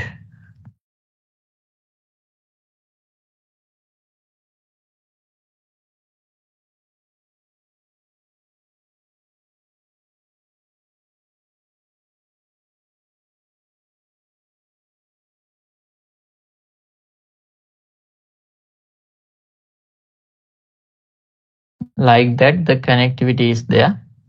So double A 10.10, double A 10.11, right? So when I go to here, there is a LST. In here also there is a LST. Within the LST there is a record. This is port number 5, port number 6. Port number 5 connect with the double A with the 10.10. In here there is a record, port number 6 connect with the double B with the 10.11 IP. You know the COOP is running. COOP protocol is running in between spine and leaf. Finally, spine 201 having this information, right? The host core double A with the IP 10.10 connected to my leaf 101. Host core double B with the IP 10.11 connected to my leaf 102. So those information known by the spine with the, this is we call COOP database.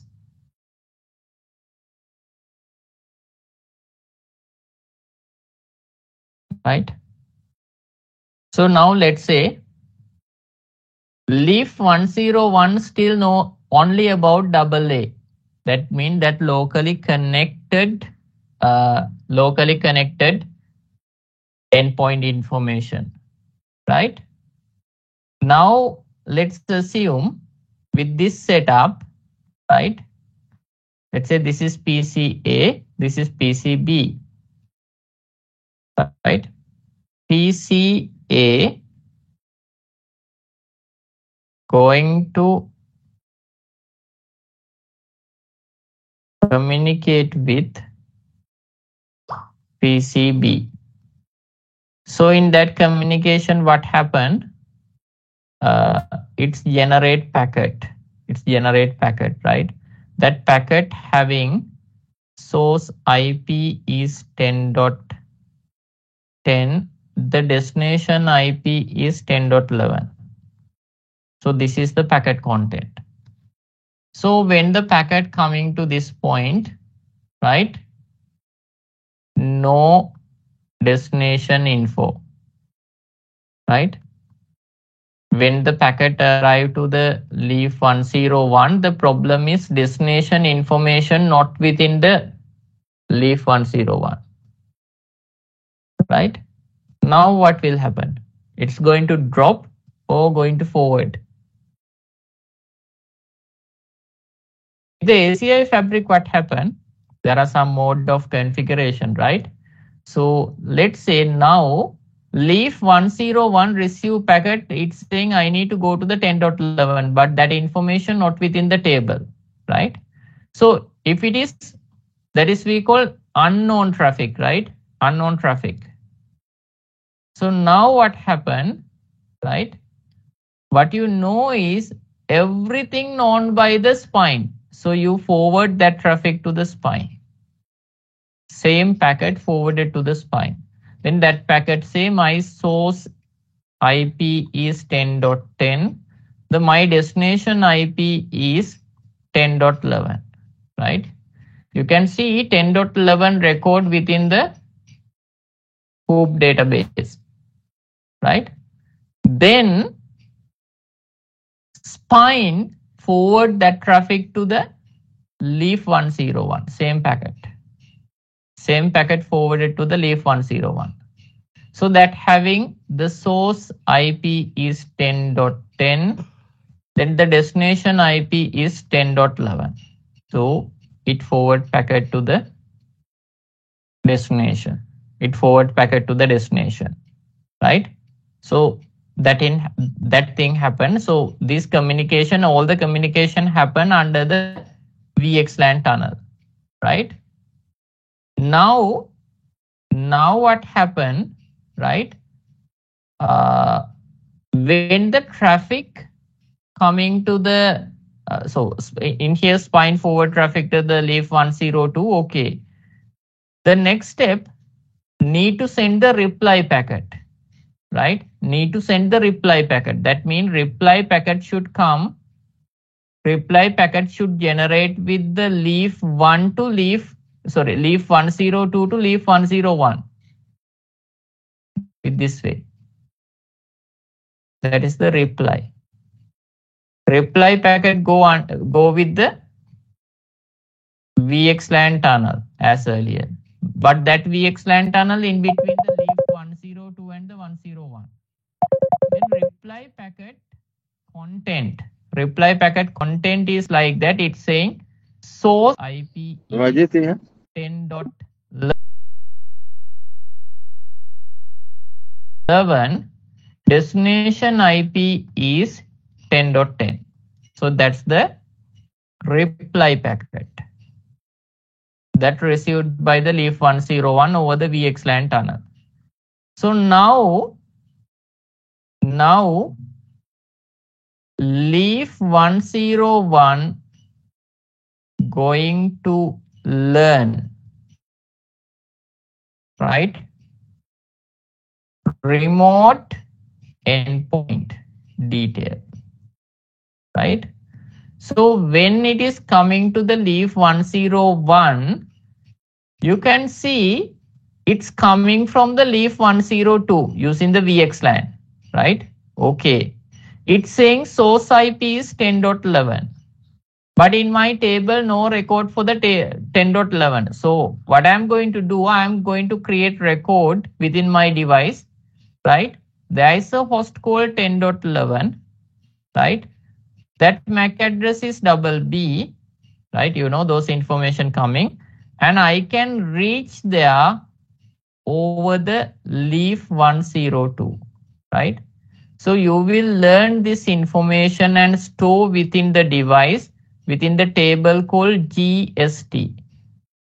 GST means global station table, right? So global station table include the record regarding your remote endpoint information,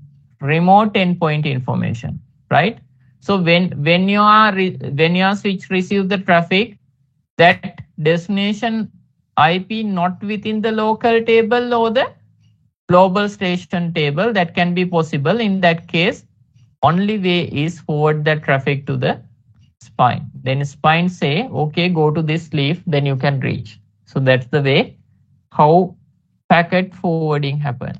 But with the upcoming chapter, we will learn all the packet forwarding scenario. That means for the unknown unicast, broadcast, multicast, how the traffic is handled, everything we will learn, right?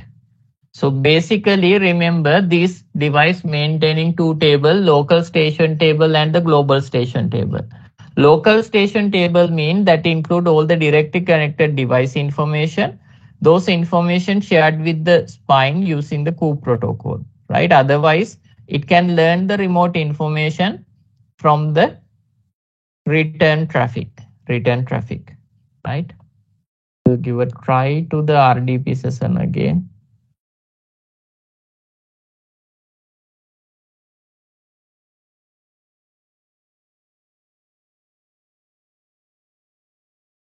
Seems still same.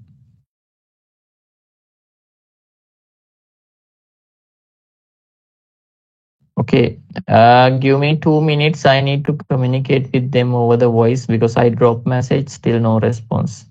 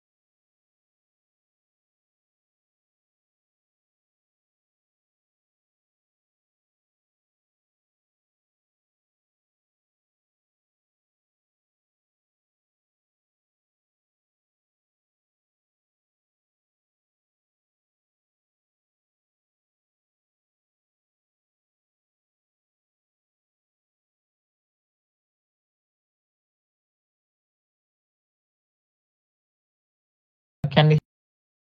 Yes. Okay. Sorry for the delay. Actually, the issue with the IP address, so they have given different IP to the RDP. It's now it's working, right? So I will share your credential after a few minutes. First, allow me to share those things with you, right? So the thing is, so now I'm having connectivity with one of the server within our data center. So from there, I'm going to access my APIC using the management IP already configured. That IP is 192.168.10.65. So 10.65 IP with the console cable, right, with the initial setup. So this is the APIC, right? So when I'm going to log into the APIC, so I need to provide the username and the password. In here, the username is admin, and the password is, right, that is K. I will share this credential, KSELDC at 1234. Right. So in here, I need to say another thing, right? In our DC, we are running the version 3.7, right? Version 3.7, but it is not the latest version. Now we are having new version, right? 4 point, right? So in here, it's giving me notification, right? Okay, this cluster contain less than 3 in-service controller. That means because this cluster we are using for the demonstration purposes, right? Not for the production environment. So sometimes it's giving that type of notification, right? So the other thing is, right, in our data center, we are running the 3.7 version, right? But the latest version, right, is, that is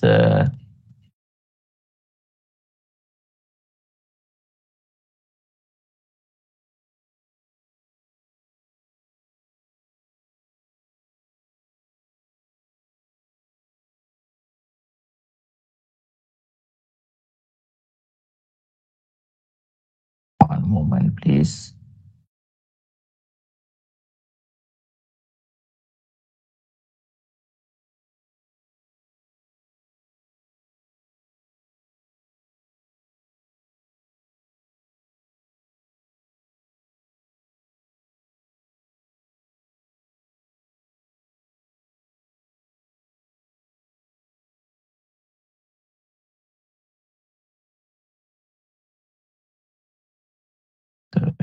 One.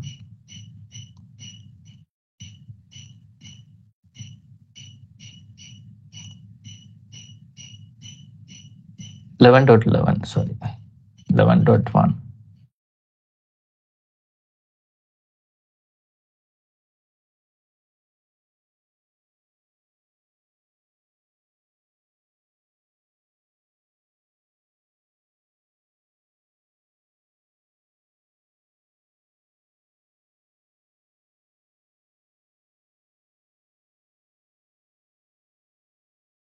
Right, 5.2, right, 5.2. So this interface is the latest one, right?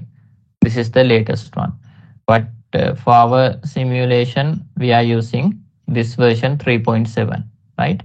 So when you go to the APIC, right? So you can see this type of interface, right? The first thing in here, you can see the dashboard. Dashboard is the default view, right? Then under the system, the default view is dashboard, right? Other than the system, right? So under the system, you can see the health information, right? The health information of the device, right? It says the health score is 98%. If your device having any issues, the health score is less, right? It is very less, then it is not good environment, then you need to give attention for that, right? So in here, that is 98, that is totally fine, right? Then when you go to the controllers, right, it will show how my controller connected, right? So in here you can get idea, okay, my Epic 1, that means my server, right? Epic server, so connected with this leaf 1 and this leaf 2. That's the connectivity, right? Then you can see some other tabs. Then again, this fault tab is important. With the fault tabs, right, it will show all the fault information that reported up to now, right? Then the event tab is important. It will show all the events that happen, right? Events that happen.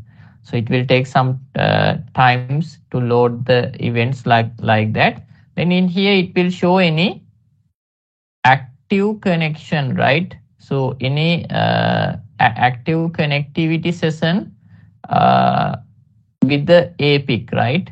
Active session. So now the next step is the tenant, right? In here, by default, when you log into the device, you can see 3 tenants: the common tenant, infrastructure tenant, and the management tenant, right?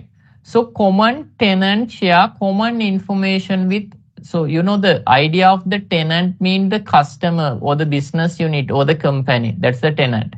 So manage common tenant share common thing, right? Let's say within the common tenant, we can configure the NTP. NTP mean time server configuration, and then it can be shared with any other, right? Then there is a tenant called management, right? Management. So under that, under the management tenant, we are defining all the in-band and out-of-band configuration. That means all the IP configuration related to the in-band and the out-of-band, we are defining under the management tenant, right? So we will go to that tenant and we'll check those things later within the lab step, right? So in here, you can add new tenant, right? Anytime you can add new tenant. So what you need to do, there is an option called add tenant, right? Add tenant. Then you can give the tenant name and the value. With the lab step, you can follow that, right? Then the second one, the fabric, right? So in here, I'm writing one important information, right? When we are configuring anything, right? So when we are configuring any logical component, your logical construct, you need to go to the tenant tab. If you are doing any physical construct, that means the policy, then you need to go to the fabric, right? So let's say simply your leaf 101 port number 5 connect with the endpoint 1, right? So for this interface 5, you need to enable CDP. What you need to do, you need to switch on the CDP protocol for this interface, right? It's a kind of physical configuration, right? We are doing physical configuration for the port number 5 of the leaf 101, right? We are going to switch on the CDP protocol. So that is under the fabric because that is physical configuration. But the concept like the tenant, VRF, like that, all are logical things, right? So for the grouping, we are using different name, right? So these are handled by the tenant tabs, right? Then we are having the virtual networking L4 to 7 services, right? With the virtual networking, we can integrate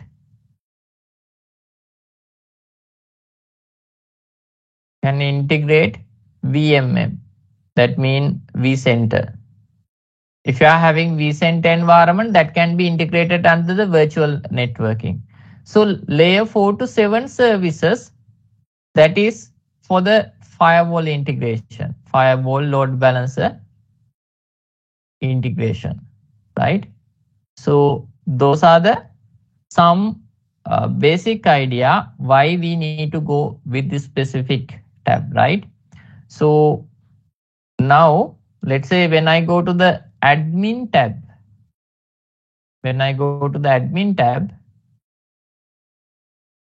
right, we can configure the backup, right? Configure the backup with the config rollback. So the first, now I am going to create the backup, right? Take a snapshot of the backup. Okay, let's say the backup name is backup 1, right? So I create the snapshot. So the thing is, we all are using same APIC, right? So, but we can do the practical. In this lab setup, we allocate separate endpoint for each and every student, and we can use the different tenant for the management. So no problem, right? So anyway, anytime I can restore the backup. So I have backup called backup 1, right? Then those are the basic tabs, right? Then when I'm going to the fabric, right? Fabric mean what? I mentioned the physical things available here. When I go to the topology, right? In here you can see the topology overview, right? I have one controller, right? I have one spine and two leaf 101 and the leaf 102, right? So when I go to the endpoint, it says there are 9 endpoints available, global endpoints available, right? So endpoint mean what? So there are set of virtual machine or the physical devices, right? So in here you can see this endpoint available within the vCenter. So these are the virtual machine. You can see web app database, right? Like that, there are many VMs integrated, right? So then, so we go to the topology, right? When you go to the topology diagram, you can see this is the topology diagram, right? This is the topology diagram, right? We can do the changes if you need, right? So then you know spine APIC connect with the spine 1 and 2. Then leaf connect, spine connect with the 2 leaf, right? This should be the diagram that we discussed, right? So in between that, then let's say when you connect the spine, right? So it will show the connectivity, right? In this diagram, you can see the port number 49 and 2 connected, 49 and 1/1 connected, right? So this is the spine 201 connectivity option with the 2 leaf, right? Same thing we can see when you go to the leaf, right? Then you can see this leaf connected with the APIC with the port number 7, right? And spine with the port number 49, right? So like that, we can get the idea about the connectivity, right? So let's say when I go to the interfaces, when I go to the leaf 101, right? So under that, I can see, okay, that having 54 interfaces altogether. When I go to the leaf 102, it's again having 54. Spine 201, it's having only 36, right? Then you can check the general information, right? What is this actual hardware, right? C9336PQ. Okay, I will explain another thing, right? So let's say when you configure spine and the leaf, right? Normally it's better if we can go with if you are having if you are having a lot of endpoint, right? If you need lot of performance, right? Then for the spine we can select the 95K series. For the leaf we can select the 93K series, right?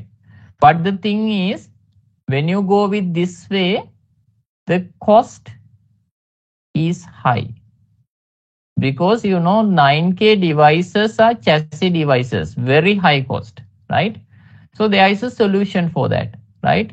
For your ACI fabric, for the spine, also you can use the 93K device. That is fine.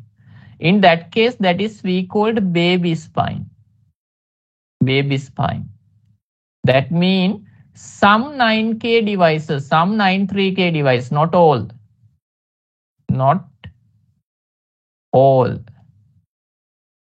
Some 93K supported with the spine capability, right? But remember, all 93K can work as leaf. That means within the 93K series, if you choose any device, that can work as the leaf, no problem. But the thing is, some of the 93K devices can act the spine role, right? That we called, in that case, we call baby spine, right? But if you are using 95K for the spine and the 93K for the leaf, that is totally fine. But when you consider the cost, most of the company go with this option, baby spine and the leaf option, right? Then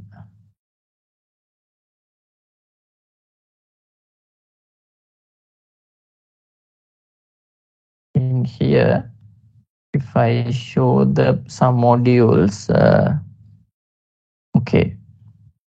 If you go with the 93108 TC switch, right?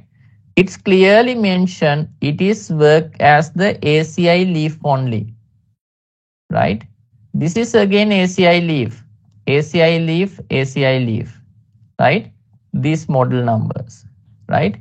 But sometimes, let's say if I go to this module, this switch, right? That is again 93K, right? As earlier, 9364C. Okay, it's saying, okay, this can work as spine and the leaf any. That means that having the spine capability also. That means that running NX operating system and the ACI operating system. Under the ACI operating system, you can use this as the spine or the leaf. It's up to you, right? It's up to you. It's your decision, right? Which one that I'm going to use. Then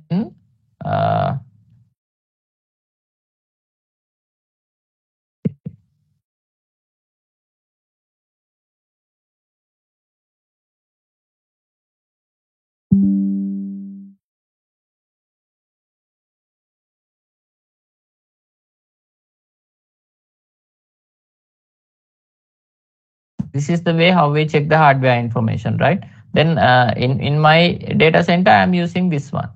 This is baby spine, right? Then you can see the leaf 101. Leaf 101. General. Then you can see what is the model number. 9372TX, right? So then when you go to the interfaces, then you can see interfaces with a different color. Then you can get the idea. Okay, when I click the 7, it say that operating speed is 10 gig, status is up, right? So that is work as the trunk port with the layer 2, right? All the status visible, right? If the interface with the red color, that means that is not functioning, right? That is not functioning, right? So with the green color, it is enabled, right? Then with the amber, this color, right? Orange color, it's saying switching is disabled, right? You can go and see, right? Like that. There are many status available. You can check the operational status, right? Then we discuss. Excuse me, Milan. Yes, yes. I don't know whether it's only me, but I'm still okay. Now the screen has changed, but I was only viewing the table that we shared earlier. Actually, what I am showing now the Epic tabs, real Epic tabs. Okay. What about others?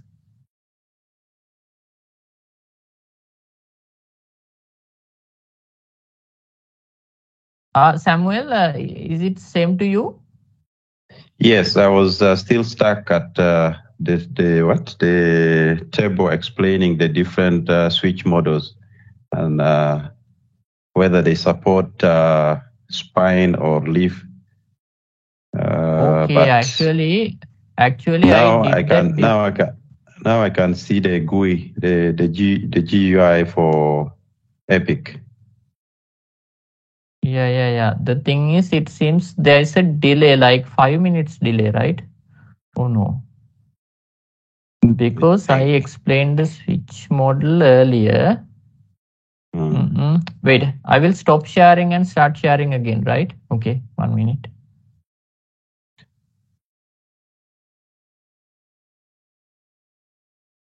So now which tab you can see? The Epic GUI.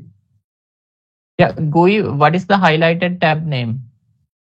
L4, L7 services. Okay. Now what is the tab? Fabric. Okay, now it is live, right? Yeah. For other also that is fine or not? Is it okay with other two? That means other participant also can see the same, right? Nicholas and Lodi, can you see the same? Yeah, it's fine now on my side as well. Now you can see the fabric. Now you can see the admin, right? Yes. Correct. Okay. Yes, Now it's fine. Okay. So what I explain is okay. Actually, under the fabric, you can go to these steps after you go into the lab, right? So under the topology, you can see the connectivity option and everything, right? Under the interface, under the topology, you can see the way how those device connected. If you click on the leaf 101, right, it will show leaf 101 connectivity with the Epic and the spine, right? What are the port numbers and everything visible? Then the link status, it's showing okay, right? Then if you go to the leaf 101, right, then you can see the port numbers. Then when you go to the general tab, then you can see all the model numbers, right? All of your out of band management IP and everything visible, right?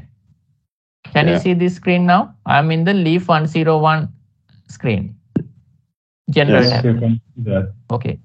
Then at the same time, if you go to the interfaces, right? If you go to the interfaces, then you can see all the switch interface status, right? If I click on this port number 7, then it's showing that operate with the 10 gig speed, right? that is active, that is trunk port, right? Like that, everything you can see. If any VM attached, everything is visible, right? Then leaf 2, spine, everything you can access with the same way, right? So that's under the fabric, right? Under the fabric, you can see the topology, how our device connected. Then there is another tab called global endpoint. With the global endpoint, it will show all the connected endpoint, right?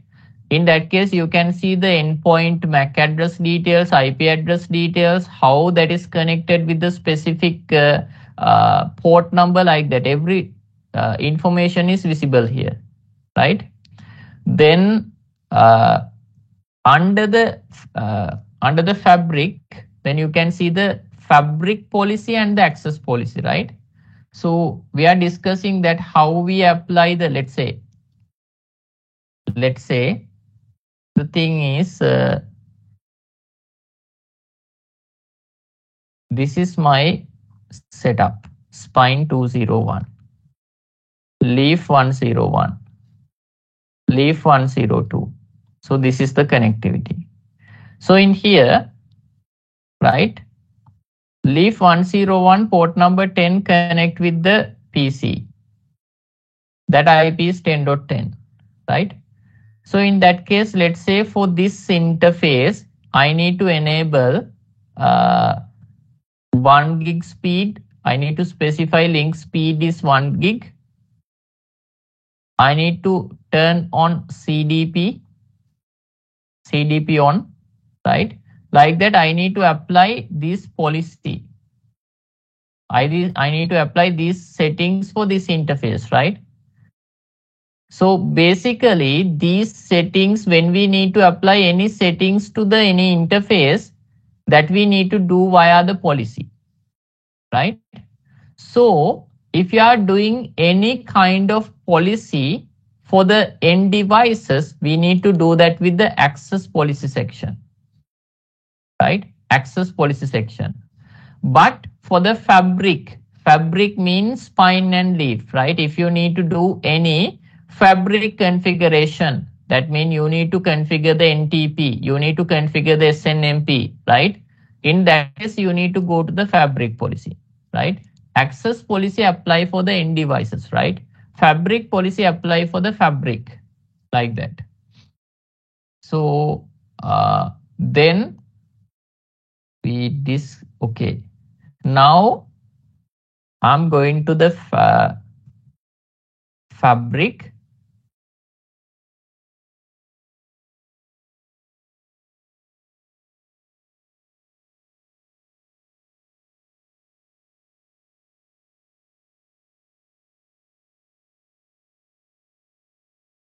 Right? So I'm within the inventory section, right? Under the fabric, the inventory section. With the inventory section, you can see all the hardware detail, right? So very important thing is fabric membership, right? When I go to the fabric membership, right? So when I go to the fabric membership, so this is related to the slide that I explained with the fabric discovery, right? With the fabric discovery, I mentioned I connect my APIC to the leaf 1 and 2, right? Then what happened? It sent the LLDP, then it receive LLDP from one of the device first, then that becomes active, then it's discover the leaf 1, right? After it's discover the leaf 1, right? Those information available within this section, right? So it's saying like that node pending registration, right? It's showing like node pending registration. But currently there are no nodes for the pending registration. So you cannot see that tab, right? If the fabric discover any new node, it show as the node pending registration. So what I need to do, then you need to register it. So this is the way how I register my 2 leaf and the spine, right? So when I go to the leaf, right? So you can see I have given the node ID 101. In here I mentioned we need to give the node ID and the name. Node ID and the name, right? So in here I have given the name like leaf 101. Then the node ID is 101, right? For the leaf 101, the node ID is 101, right? Then the thing is, it is defined by the admin. These things defined by admin, right?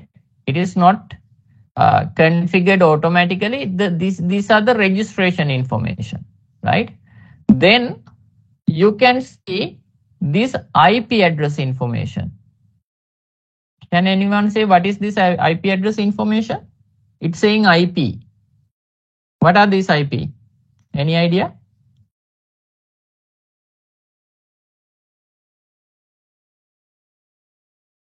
The TEP IP? Yes, that is TEP IP, right? So with the initial console setup, right? Initial console setup, we define. So this is the TEP pool range, right? So this range, they assign these IP. You can see 64, 65, and the 66 assigned as the TEP IP. These are the TEP IP, right? Then that's about the Fabric membership.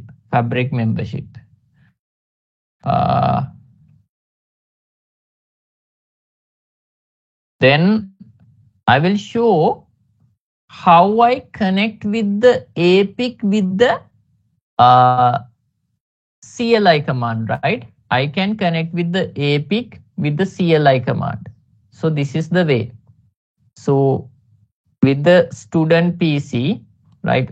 Student PC mean the jump host, right? I need to open OT software. I think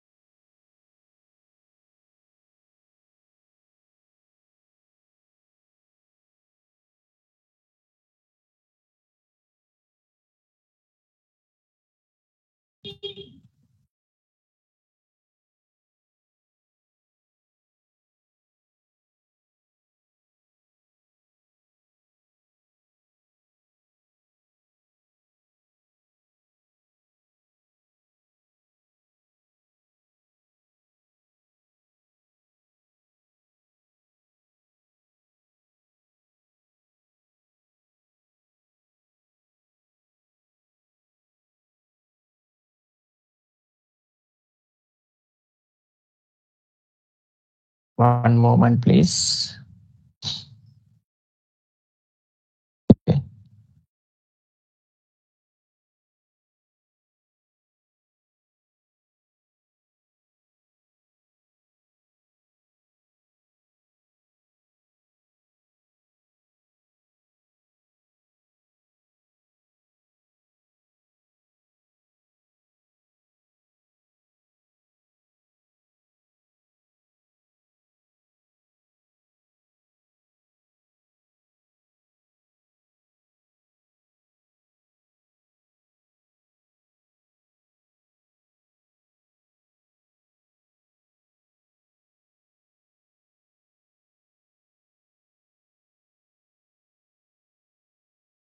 Okay. So I need to connect. So now I am connected with the APIC with the 10.65 IP. Now I am going to connect with the same IP with the CLI 192.168.10.65. Open. Admin. And I need to type the password. That is KSPLDC at 123. 1, 2, 3, 4. Okay. So now I am accessing the APIC commands, right? So this is, remember, this is not the Nexus operating system or the normal Cisco command. So this command can be totally different, right? Can be totally different. So in here, the first thing you can run the command ACIDIAG, right? ACI diagnostic FNV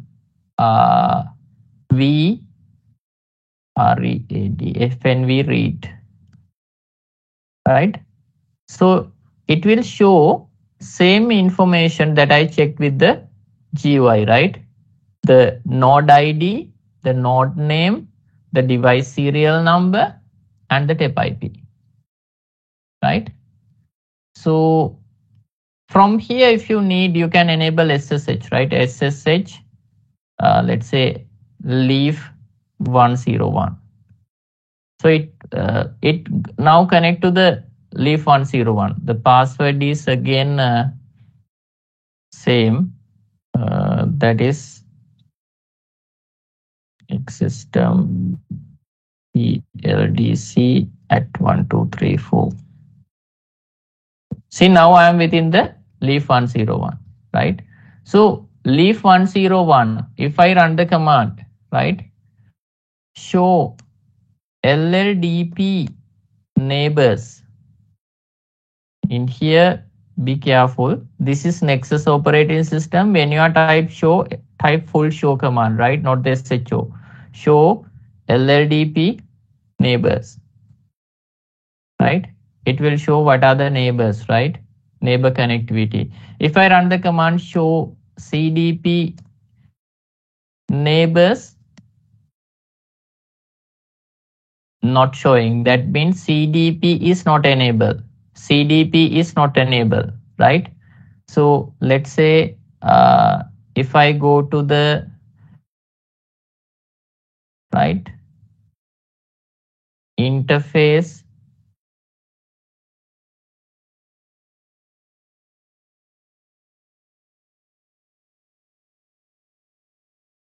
can I go to the global configuration mode here?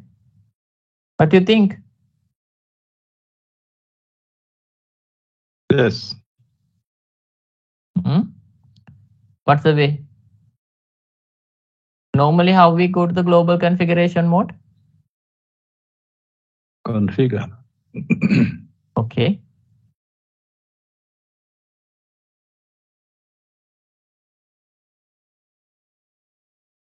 See what happened? I see. Can you remember I mentioned, so when I integrate the device with the ACI fabric, then no one can configure the device with the CLI again, right? Okay. That's Yes, right. yes. That means now this is member of the ACI fabric. Now everything should be pushed via only the APIC with the policy base. That's the thing. Got it. Like that. So that means after the ACI integration, ACI only, right? That's the thing. That's the only thing. Okay. Now, okay. I will ask another question, right? So up to now, you learn a lot of concept. That's fine. Then we can go to the labs after the lunch break, right? Okay. So my question, okay. This is my fine. Then the leaf 101. leaf 102. Again, I need to mention, right, when you are giving name, right, this is spine 201. So when you are with the registration process only, you are giving the name, right? When you are giving the name for the spine, right, we are giving the name from 201 to 299, right? For the leaf, we are giving name like 101 to 199, right? So for the epic, we are giving number 1 to 99, but you know, we can connect maximum 9, right? Epic. So it is not the rule. It is not rule by the Cisco, but all the documentation everyone follow this way, right? Then if the numbers start from the 2, then we know that is spine. If the numbers start from the 1, we know that is leaf, like that, right? You can give anything, but this is the recommendation. Okay. Now I have endpoint 1 here with the port number 5. I have a endpoint 2 here. The IP is 10.10, 10.11, like that. So my points are fabric discovery is done. Fabric discovery is over. My question is, can EP1 communicate with the EP2? That is my question. What do you think? My question is, are we able to communicate? Yes. What kind of communication are you referring to? Just say ping, nothing else, ping. By default? Yeah, I'm asking, let's say I configure the IP with the device, right? Everything is fine. I just connect endpoint 1 with the port number 5, endpoint 2 with the port number 6. I'm asking, can we communicate? Yes, since the two endpoints are connected to the same leaf, leaf 101. So the LST should be having both endpoint information. Okay. So your answer is correct if it is within the normal catalyst switch or the nexus, right? But remember, what I highlighted earlier is ACI is policy-based model, right? So by default, let's say if I go to the port number 6, no config. By default, any port is without any config. No config, that means out of service. With the normal Cisco environment, that's fine. But with the ACI environment, before this communication, I mentioned fabric discovery is done. That's the only thing I mentioned, right? So the thing is, after that, what I need to do? Need to configure policy, right? Let's say I need to enable the link. I need to enable the CDP protocol, right? I need to do everything. Until that, I cannot communicate, remember. After the fabric discovery, when you connect the endpoint to the same leaf or the different leaf with the same IP, then they cannot communicate. No. The policy is required, right? Policy is the main point, right? Without policy, no config. I will show that, right? So the thing is, this is leaf 101, right? So if I go to the, one moment. Leaf 101, let's say,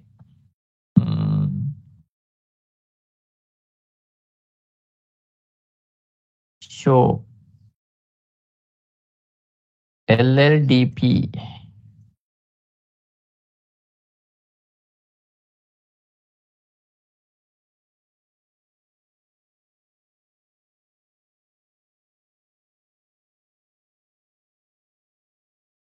Okay, if I run the command show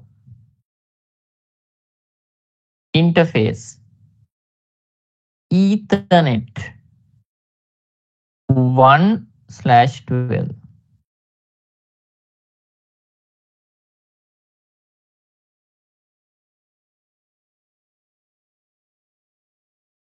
See,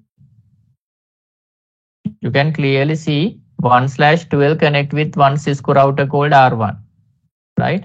But when I go to the interface and check, it's saying out of service. That means that interface haven't any configuration.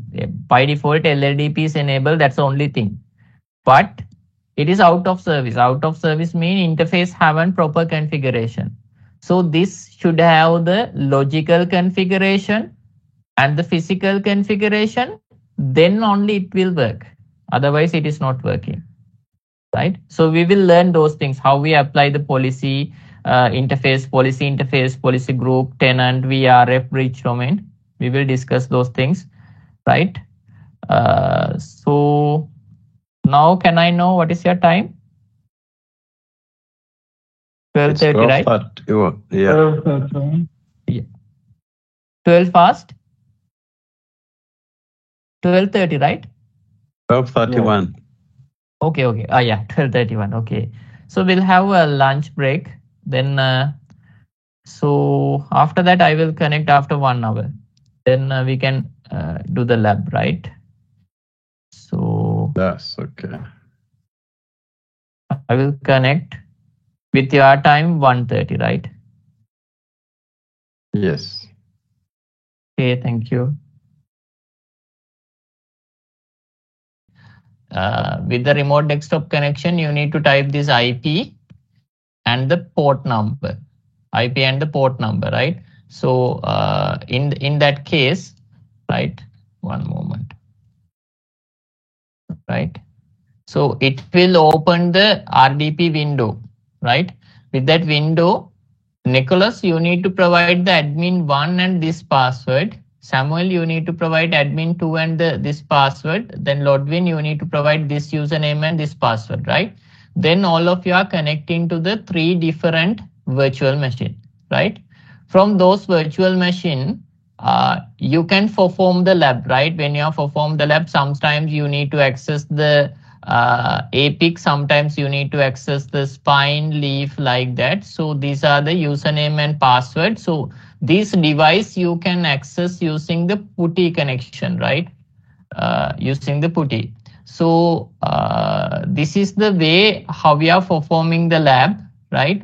So in our lab setup, these are the management IP that we are assigned for the devices, right? Management network is different network that we only use for the management purpose. These are the management IPs, right?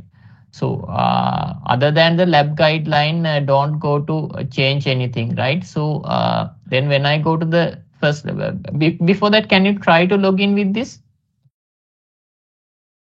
Please start the RDP connection and let me know whether it is working or not.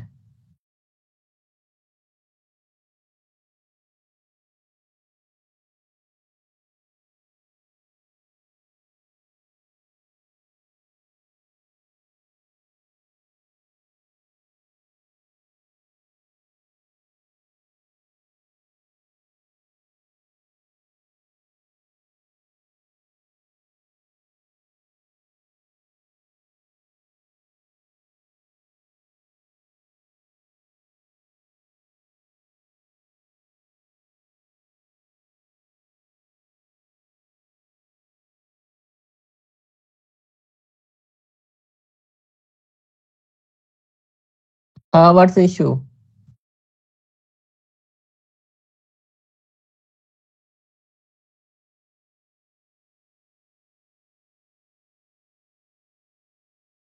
Okay, which account you use? Admin 1, 2, or 3? Okay. Okay, you can share the screen. We'll check.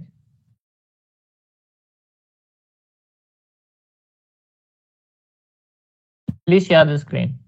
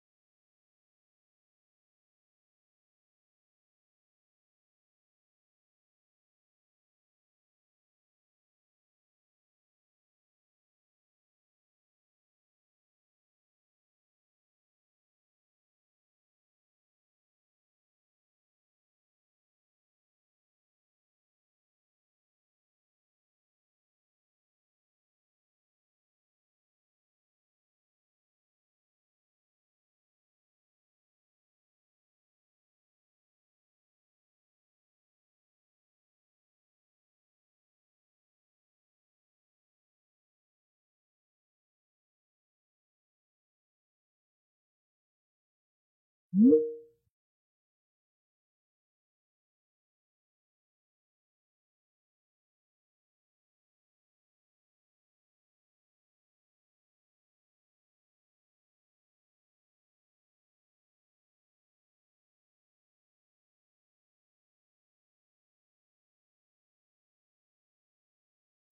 session is up.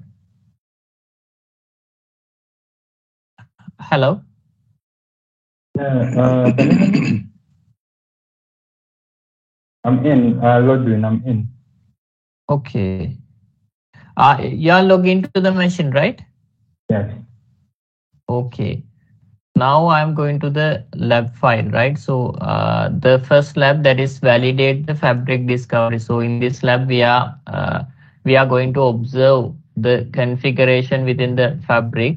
The first thing, when you run the command with the APIC, right? Hello.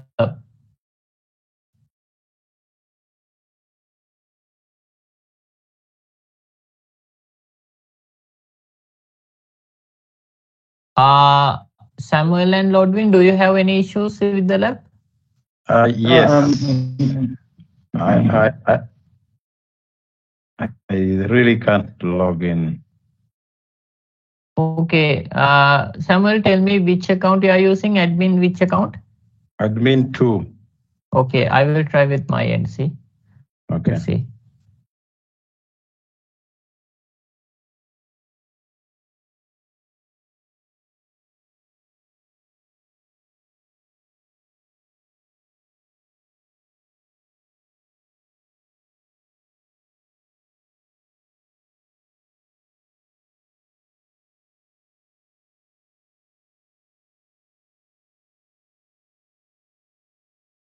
Wait, I will try to log in with the account admin 2. We'll see. Okay.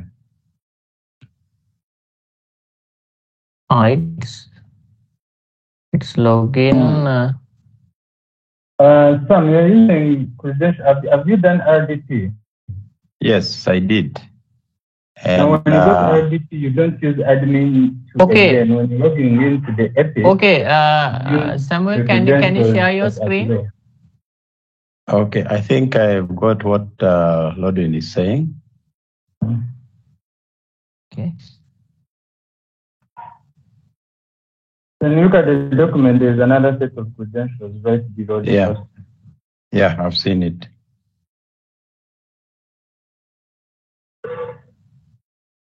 If you need any help, please share the screen, then I will try. Okay. Okay, I'm in the server. Okay. Then after you reach the server, the thing is within this lab, right? Within this, sorry, not this one. This one. Within the lab, the first thing is you can verify what is your management IP, right? I will explain that. So let's say in your fabric, in our setup, we have spine 201 that connect with the leaf 101 and the leaf 102. With this way, we are connected. At the same time, we have the APIC, right? APIC connected with this way. So within the lab, real lab topology, we have management switch. So with the management switch, we already cabled all the devices to the management switch, right? We connected all the device into the management switch. Then management switch connect to the virtual machines that you are accessing, right? You're accessing one virtual machine with the admin 1 account, admin 2 account, admin 3 account, like that. You're accessing this virtual machine, right? So from this virtual machine, then you can access any of these device using the management IP, right? So for the APIC, management IP is 192.168.10.65, right? So that's the management IP of APIC, right? So after you logging with your PC, that means your virtual machine, then what you need to do is, So basically, open the web browser. Open the web browser, and you can type the IP address of the APIC, right? Then it will load the APIC GUI access, right? Before that, if you need to verify the management IP, what you need to do, you need to open the PuTTY session, right? Open the PuTTY session and type the IP 192.168.10.65, right? So within here, you can see the management IP of the APIC, right?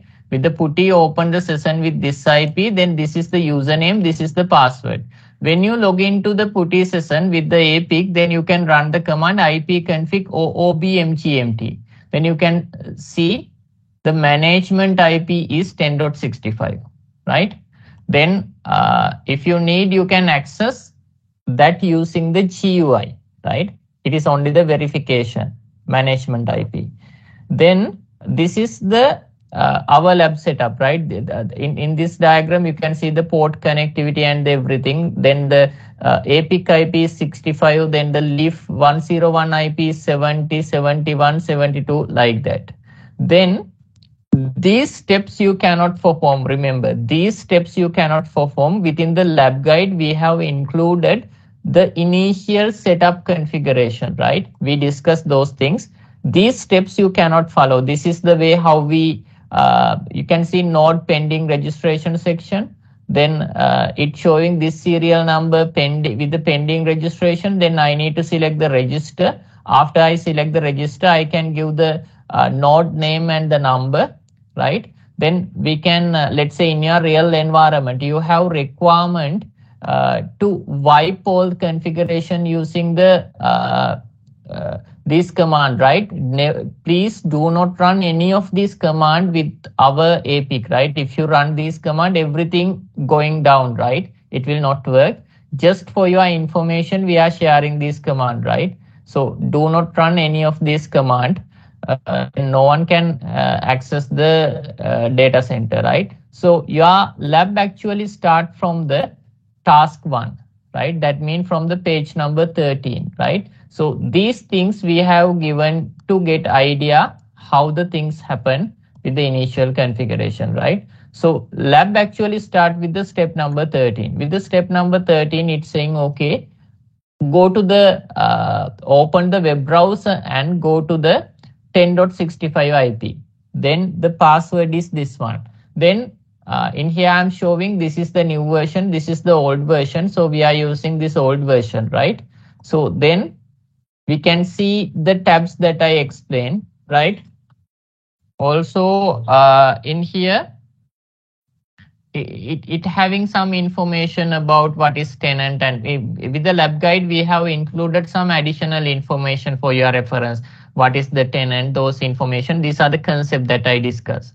Then examine the discovered fabric, right? You can see the topology from the fabric inventory topology. Then you can see this is the topology diagram, and you can see the fabric membership tab. Then you can see the TEP IP and the leaf and the spine name and the node ID information, right? Then step by step you can observe those things, right? You can observe those things within the lab. There are many observation, right? Discoveries, right? Then you can run this command with the leaf, right? Then you can see what are the LLD neighbors within the lab system, right? Then you can see the TEP IP information, right? So initially we configure everything, right? We have given this is the address space for the TEP IP, right? So these things we can again verify with the APIC command, right? These are set of APIC commands, right?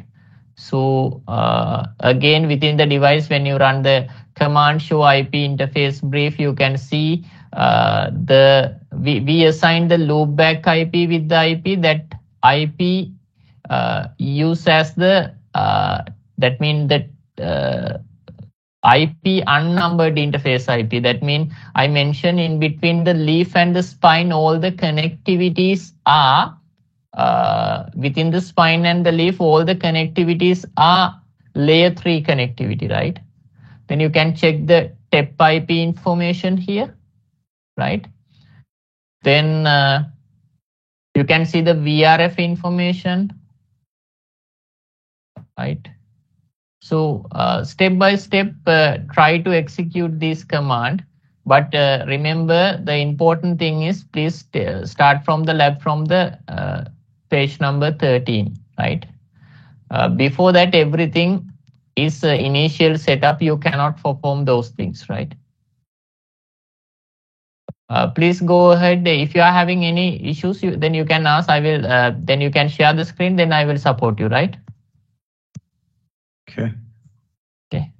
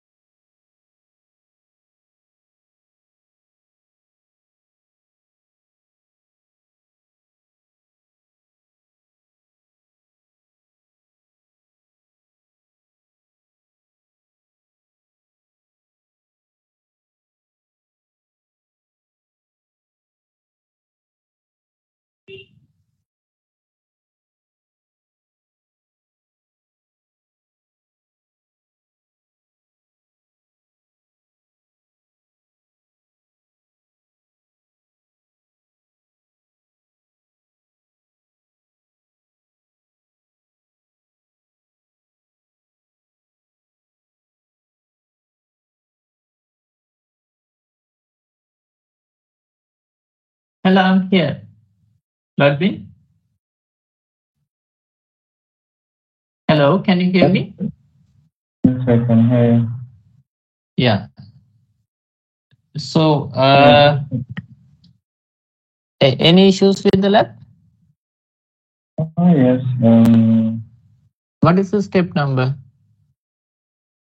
I'm still at the beginning. Okay, you can share screen. Fine. Just one message on the screen. Okay. I just realized that when I look at the public membership, it doesn't give me an option to select create a new membership ID. Like how you see here, you can create. Like you can see, we just had no. No. So actually, you cannot see these things. So these interface available with the new so not pending registration. Those things available with the new version, right? In our version, it is not visible. That's why. Oh, okay. That is only the so this dark blue color screen from the new version, right? That's why. Oh. So the thing is, so you need to start lab performing tasks from the page number 13, right?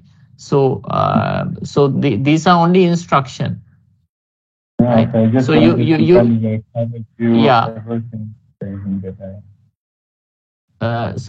You cannot do this Fabric node membership registration process because that is happen only within the very few steps. So do not run any of these command, right? After the page number 13, you can perform the lab. Okay, fine then. Okay. All right, okay. Okay.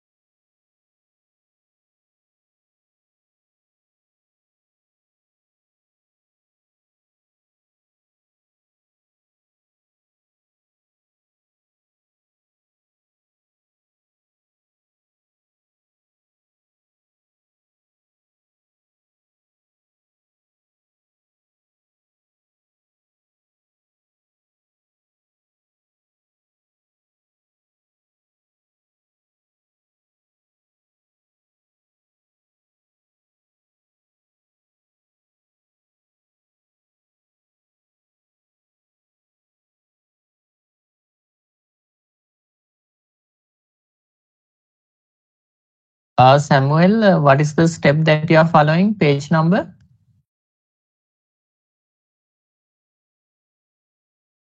Hello? Yes, please. What is the page number that you are following now? I'm on page 24, step 7. Okay, thank you. Yes.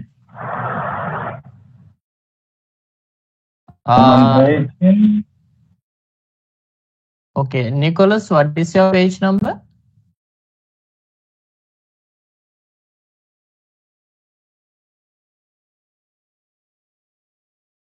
Okay, fine.